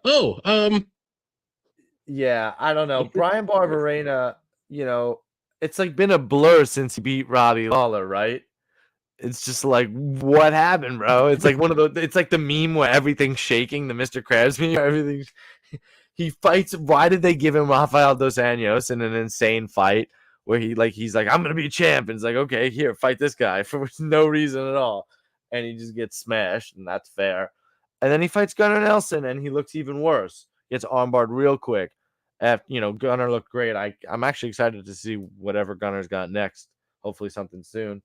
But yeah, now Barberena's moving up a weight class, very ill-advised, to fight Muradov, who's a very disappointing fighter, but has just kind of struggled with the grappling and is not fighting a grappler. So he beats Andrew Sanchez in a fight that he's losing, and then Andrew Sanchez gives up, right? Because he gets the point deduction for kicking he him always in the gives dick up in the third. He 600 gives up. times. It's like, I'm a 2-round fighter. If I can't get the finish, I'm out. He kicked him in the dick too many times. I saw this. That's why I said pies. That's funny. Yeah,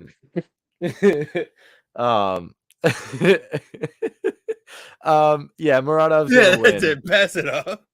I kind of like Muradov in maybe like an over 1.5, but can you actually convince me that Barberena's in here to fight? I don't know. Maybe just fuck this fight.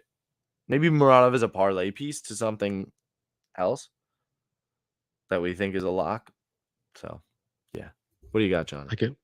Yeah, Muradov should win this fight. This is a middleweight fight. Brian's a welterweight. He's already soft at welterweight, so I'm interested to see what he's going to look like at 185 now. I think you know what? I will be the contrarian here. I'm picking Muradov though, but there is a slight chance that Barberena could win this fight. If he puts a pace on Muradov for 2 hard rounds, he can lose those 2 rounds too decisively. But if Muradov's gassed, which we've seen him a little gassed in the third, a little slowing down, maybe he gets the knockout in the third round. I think that's his only chance to win is knockout in the third round because he kind of did it to Lawler and he's done it before. And Muradov always looks good early and then he just kind of like slowly fades as the fight goes on. And like he kind of like takes a, like 2 minutes off. He's like, yeah, I'm not going to do too much. I'm already winning. And then he's like, oh shit, I'm kind of maybe not. And then he's kind of a weird fighter to me. So I don't really trust the parlay piece. I think he wins though, but I just don't have him in any parlays. If there is a parlay buster, It's a degenerate parlay. it's this guy. Yeah, And, yeah. and you wouldn't think it. You wouldn't think it. But this is the one I have a feeling this could be the parlay buster. Well, It's no, not 'cause going to he's be done it- Aspinall. He's done it before. It's not going to be He was I don't know. minus 600 favorite to GM3 gets submitted. I'm telling you, So it could be. absolutely, you're right. So he's in your degenerate 1-800 gambler parlay. I see a lot of people hopefully not have him putting in any real money. parlays with Tom Aspinall or something or someone else, and I I'm saw like, people putting max bets on him. I think. yeah, it's just like I get it. He should win on paper. It should be a blowout, but you also have to realize it's like, but there's something fishy. It's like the smell test doesn't like 100% check out to enough for me I to hate put him in a parlay. I hate when the smell check doesn't check out. You know what I'm saying? And you just like you're like, ooh, you know what? Yeah, I hear you. maybe I'll see you next time. And then you're never the next time ever. No, he's the one. That's it. You only got one Yeah. chance. Yeah, that's one opportunity. Don't let it slip, yo. God. Jesus. I lost my train of thought. That was funny as Yeah. fuck. Mushroom said Muradov by cream pie. So Yeah. Yeah, that's funny as fuck. Oh yeah, that's what I wanted to bring up since we were done talking about this fight, right? I didn't know who the new guy in here. True Jordy's DMs. Oh, Your God. opinion of Luke Thomas. What do you mean? Like our opinion what about him as a person, about him in the MMA space? I want to answer your question. I just want to clarify in what you mean. Yeah, I think he's legit. I think he's like connoisseur of the sport.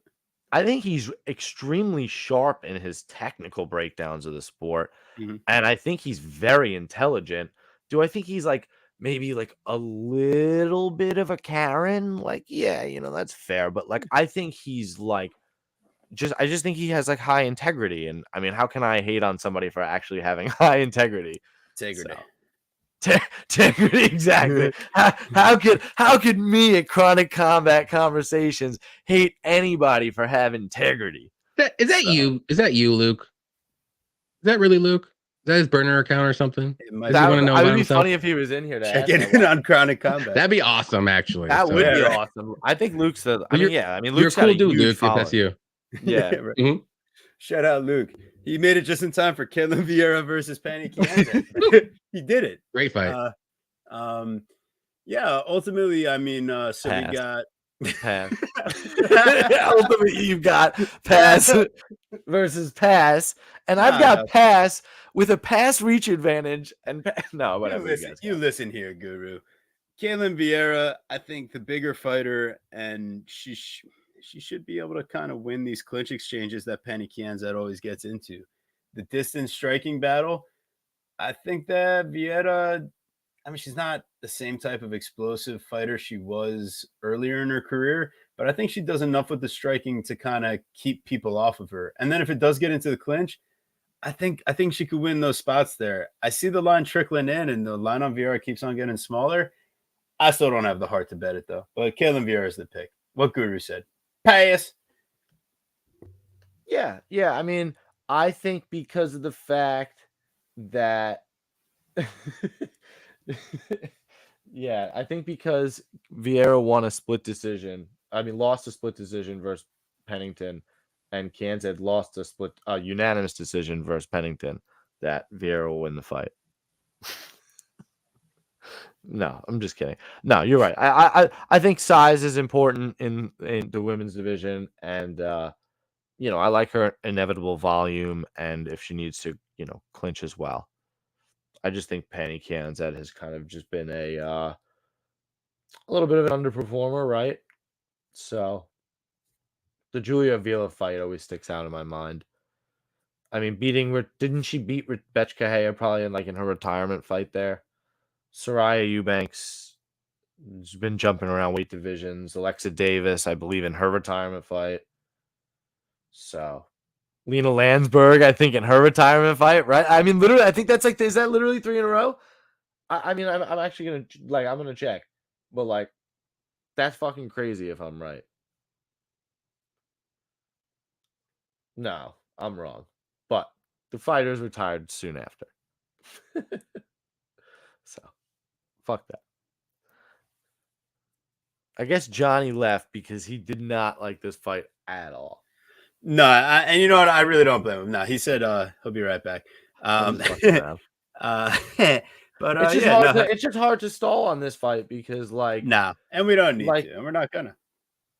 Yeah, we'll give him a say when he gets back. But oh my goodness, there he is. He made it. Oh, baby. Well, hello. Sorry, I had it on mute. No, I'll go real quick. Caitlin Vieira is a friend of our show. To bring up make a long story short, we picked against her, and one of her gym partners came on the line of our show and did not like what we were saying about Caitlin. So now she is a friend of the show.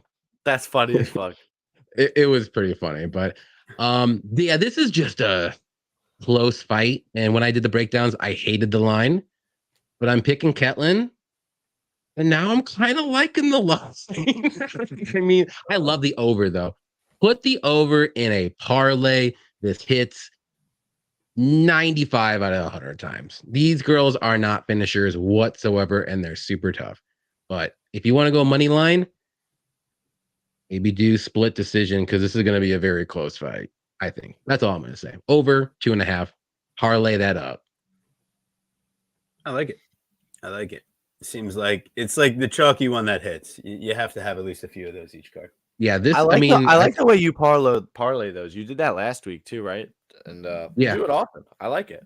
I parlay a lot of two leg ones. Like one's like a solid chalky one, and then the other one's like a minus 150 to 175. That I'm pretty confident in still, but at least that confident one, like the chalky one, I'm like, that's 99% gonna hit. Like, there's just no way it doesn't. Amen. MMA prediction guru. Shout out to the MMA guru community all joining together in an alliance. One of the reasons why I'm not the MMA guru anymore. and the other guru who will not be named. MMA guru. Dropping a pair of panties. That's pretty good. Jeez. Oh my god! Yeah, Mushroom's on fire right now. Yeah, dude. He must be eating them hot fries because he's on fire. He's spicy. Damn, Chris Duncan, not the Leroy version, the problem version. We got Chris the Problem Duncan versus Yanal Red Fox Ashmaz. Yeah, said that in the most American way possible. Ashmaz. I think I said Ashmooze. Whatever. I love to schmooze as well. You're fucking out of your mind. Oh god. Yeah, so you ain't no ass smooze. Poor guy. No, that's how you have to call it. I'm really trying. I'm so bad with names, and I really try. But he's at least got that one.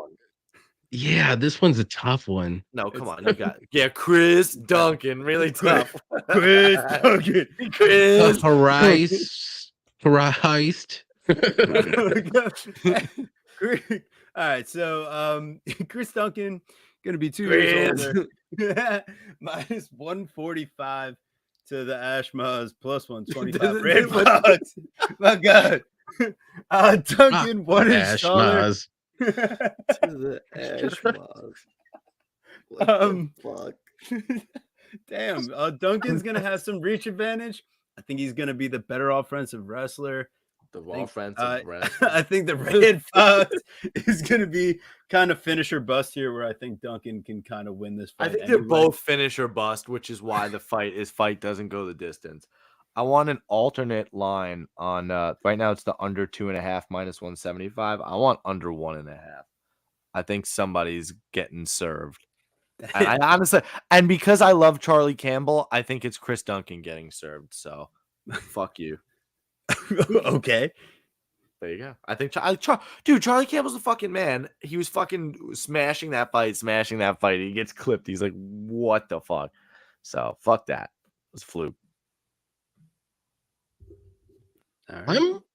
I'm gonna go with Yanal. Oh, Let's I go. We're pro I Israel on this podcast. So let's probably go. listen. I don't know about Duncan is that. probably the better overall fighter. Let's be honest. yeah. But man, how can you trust that chin that's been cracked in every one of his fights, like the last 3 or 4 fights? At least once. Least, even against Omar Morales, who doesn't crack anybody. Thank you. And he didn't do anything in that fight other than hold him up against the cage. Omar was rolling his eyes when he's just like, what am I supposed to do? Like, he's waiting for the ref to get him, and the ref's like, nope, this looks good. I mean, I like watching people up against the cage and not do anything. And then now you're like, everyone's like, come on, guys, come on. You got, and it's been 10 seconds and they're actually fighting. It's like, come on, where was that like 2 months ago in this fight? You should have done that in 4 times. So give me this Schmooze guy. He's going to get that knockout. Maybe not as bad as a Patterson fight, but I think it's going to look kind of like that. I agree, man. I think he's fucking dangerous. He's explosive. Exactly. And I think both guys are dangerous. Both guys in this fight's going to be dangerous. I just don't trust Chin. Exactly. I just think Chris Duncan's specifically a liability on the feet. And that's why I'm like, for sure certain this fight's going under. And you know, if he gets cracked and he recovers, it's only going to be a hug fest for the rest of the fight, because he knows he's like, I only could take 1 more of these and I'm done. That was a pretty good. I better hold him up against the cage, which is going to be a problem because might look for his own submission or try to work it that way. So yeah. I just don't necessarily think is going to be out of the fight in any which way. So let's go, Jew Power. Hold on. I mean, I like the under here too. I think one of them gets each, but I think it's going to be Ashmouz. So, I think the American Chris Duncan is actually he's from Scotland, so he's kind of the hometown kid in this fight.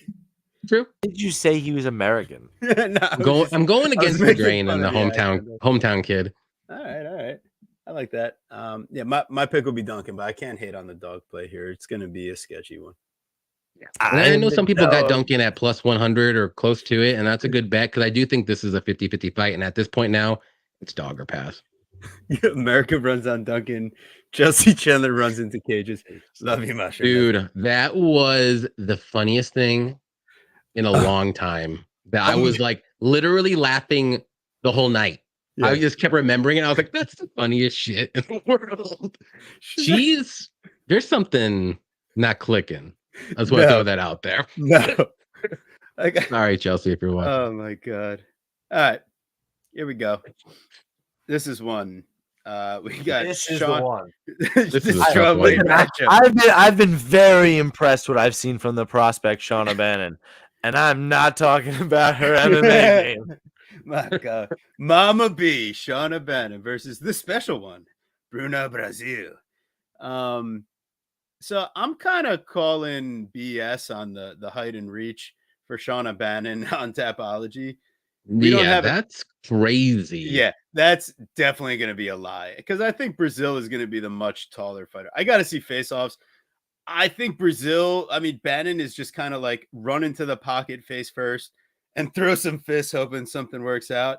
She's kind of improved her timing, stepping into combinations into the pocket, but I don't think she's that technical overall. And then she gets into the gritty, grindy, like top control wrestling perspective, but she's not really that high level of a finisher or anything. And there's definitely been improvements from her amateur days, throwing on the Dakota Dacheva loss to now, looking at, her last fight in Invicta. Yeah, she certainly looks better. I just think that Brazil is going to be the much cleaner striker. And I think Bannon is much less of a finishing threat and someone that can really put the hurt on you. Where like facing Denise Gomes in your debut, that's a really tough fight. So I think Brizil. Looking at it now for sure. Yeah, right. get some hindsight, 2020 here. I think Brazil could end up looking like a hindsight bigger favorite. I just don't love it at -155. So I'll take Brazil as the pick, but I don't How need could to you bet look this. at a hindsight bigger favorite, but you also don't like the line? It's kind of like one or the other, right? I think it could end up looking like that, but Oh, okay, given both of okay. the I All said right. it could I'm trying it to could force your hand. All right. I'm just no, being no, nice. yeah, because realistically, Fair in the pot. I should like it. I like it. No, I shouldn't be putting, real bets out on Shauna Bannon versus Bruno Brazil, No, probably especially not. when I miss the line movement. But we're giving out real breakdowns, so make sure you check those out. Real picks. Real picks. These Yeah, are real sports. Yeah, These I are got real at life. least 4 to 5. I'm gonna change my name to solid Johnny bets. K. Real picks. I love that. Just pick winners. Just pick Well, winners. That's my you need to motto. change it to the real Johnny K picks. That's what Real Johnny Yeah. K. Yeah. That's done. I like It's it. done. It needs to be official. Is there someone that's like copying me? I'm gonna check that out. On No, Twitter. but that's the point. That nobody could ever copy you because you are the real Johnny K picks. I love You it. just got to make show. That's awesome.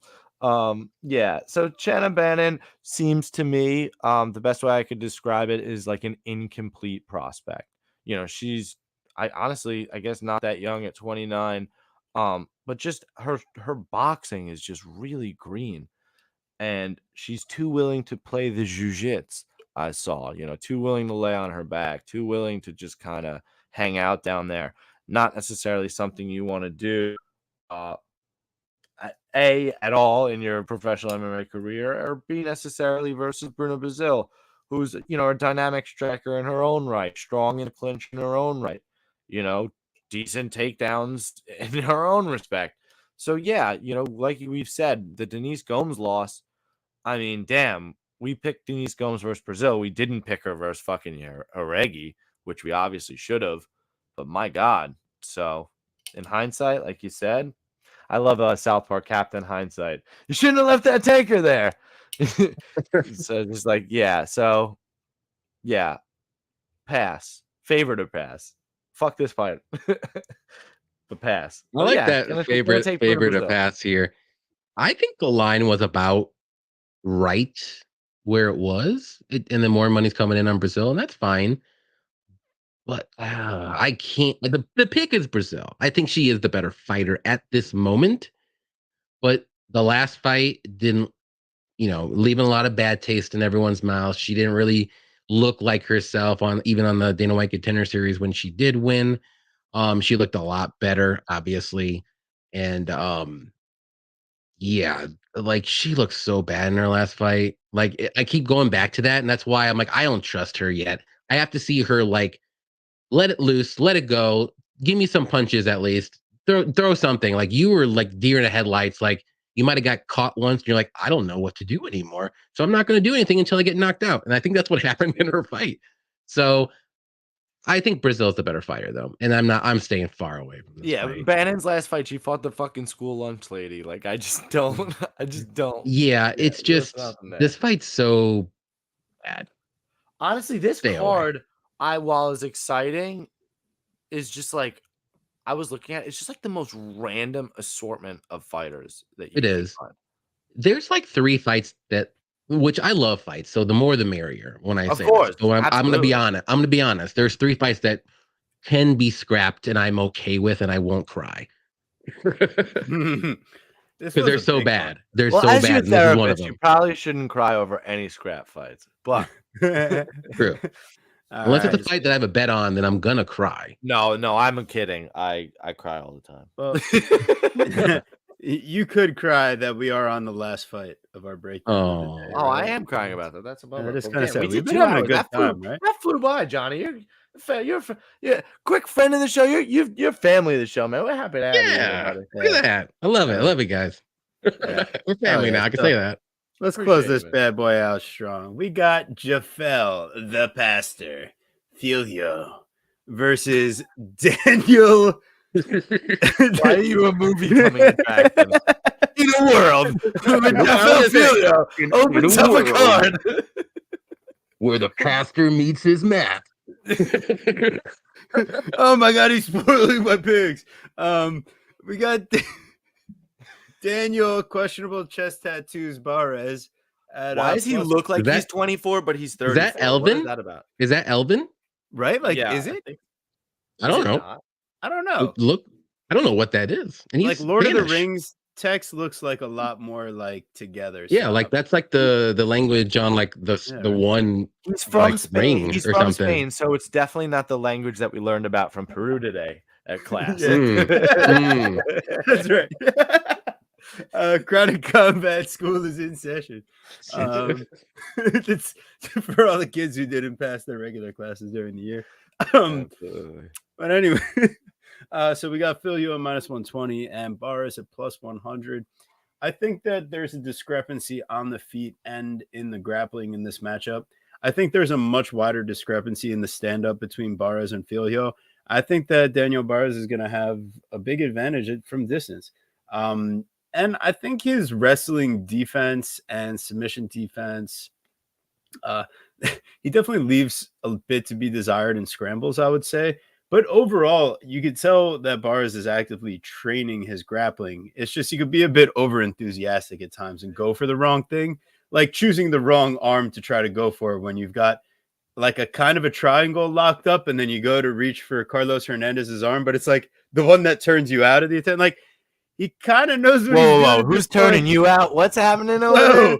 All right. Anyways, Barres, I think, has a huge advantage on the feet from distance. I think he's much faster and much more willing to commit to combinations and has crushing leg kicks that even though Filho might have a little bit of a reach advantage, I don't think he throws in combination as well. I think those leg kicks are going to slow him down.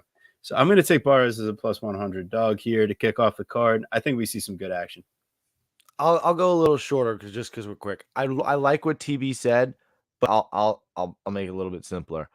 I took Barres +105 because I really think it's a coin flip fight, and I like plus money on a coin flip. And I do like Barres' striking and his willingness to work to the body, his violence.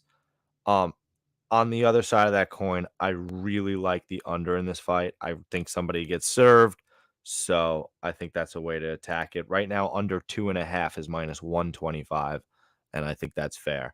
And I bet you can get a fight doesn't start round 3 at some point at some plus money, and I would indulge in that instead or as well. So that's it. That's how I feel.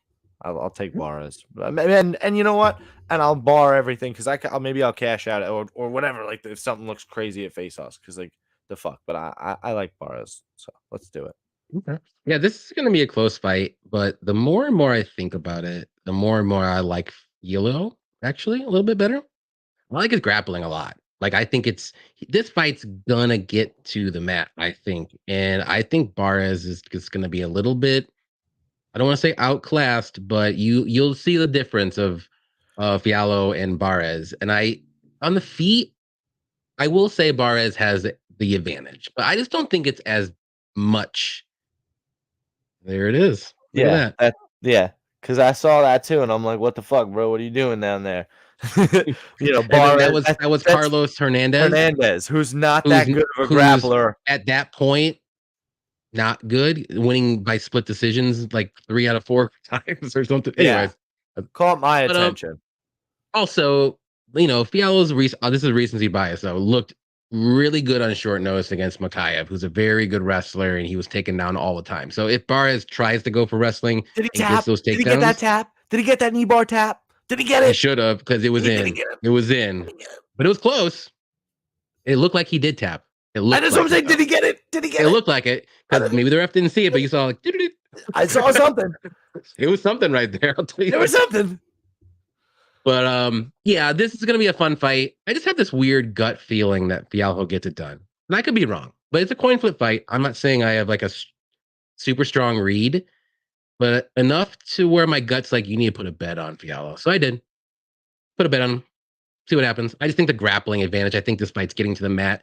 And if it does once or even twice, especially twice, I think it's going to be a sub. Yeah. It just makes me want to just bet the under still. Yeah. The under is a good bet. It covers both bases. It works out because they're both finishers. They both go for it. Like, look at that. I think somebody's going. 5 KOs, 7 KOs, 9 subs, 6 subs. Like, and they both lose by subs. They have both of them haven't been knocked out. Yeah. So think of it that way. And who's the better striker? Barres. Throwing it out there. Yeah. So interesting. That's kind of what I was thinking as well.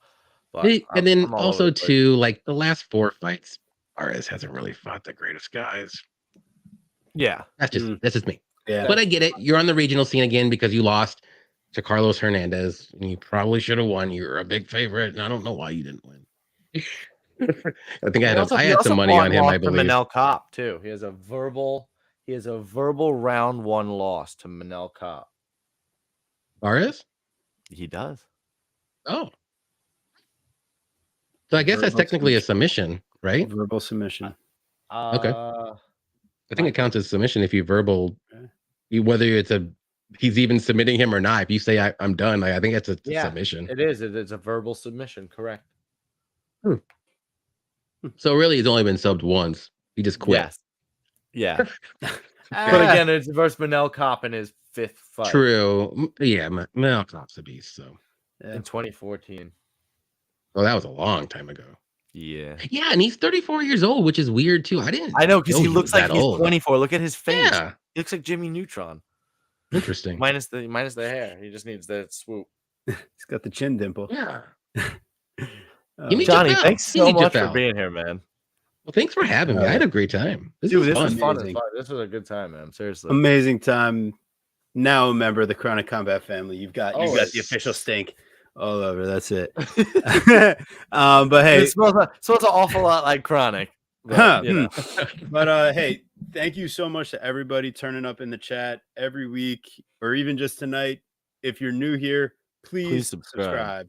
Need you guys trying to get to 500 now. Slowly on the roll. Make it happen. It's the least you could do. Always free. We got the best bets and the best guests. Look at this. We had Johnny K tonight. Before we pass it off to Guru to do his thing to close us out, Johnny, any final words for the fans? Where can they find you? What do you got? Definitely subscribe to these guys if you're new and you haven't. Like, these guys are great. They do great stuff each and every week. So don't be cheap with your subs and your likes. Like, they're free, guys. You don't have to like actually give money to do it. It's awesome. So, but I'm Johnny K Picks. You can find me on Twitter, Instagram, YouTube, and Thursday nights me and Cody from Blood Money MMA Bets, we always do our live shows for the week. Saturdays we either do our pre-fight shows like a couple hours before the fights, or we do fight companions. This week we are doing a fight companion, so definitely check us out then throughout the whole card, prelims and main card. 7 hours of fun with me, Patty, Cody, a couple special guests. Like I said, Guru, if you're bored, you want to jump on, feel free. I know TB's busy, but if you hit me up, we'll get you in. Wow. I put out my videos for the week on Monday nights, so check me out then. That's when I do it, and I appreciate you guys having me as always. It was a blast. I want to do it again. And we'll have you guys on our show too. Seriously, anytime, bro. Literally, it was an awesome time, and be happy to break it down with you. Wow, what an awesome card, guys. Seriously, thanks so much for checking us out. You can follow my unbelievable co-host TB Scouting MMA on Twitter, Verdict, Instagram, and Tapology. If you're not following Johnny K already, fucking do it. I mean, that's crazy. You can follow me, the Guru Scouting MMA on Twitter, Verdict, Instagram, and Tapology. Make sure you're doing that as well. Guys, next week, UFC 291. Poirier versus Gaethje 2 for the BMF title. And you've got Jan Blachowicz versus Alex Pereira at Pereira's light heavyweight debut. I mean, that's just some crazy. I don't know if you guys seen him on Twitter or anything, some videos of him now. Monster. Scary. He's like Jailton Almeida. But what if Blachowicz brings out the wrestling like he did versus Izzy? I mean, Pereira is actually like huge though. And he's like, training with Glover. He'll be okay. Wow. All right, there you go. You know who submitted? You know who submitted, Jan? What's his face? Glover. Yeah, Glover. That's a good point. All right, it's a perfect matchup for him. I like it. I love it. Got the belt. Guys, take care. Subscribe.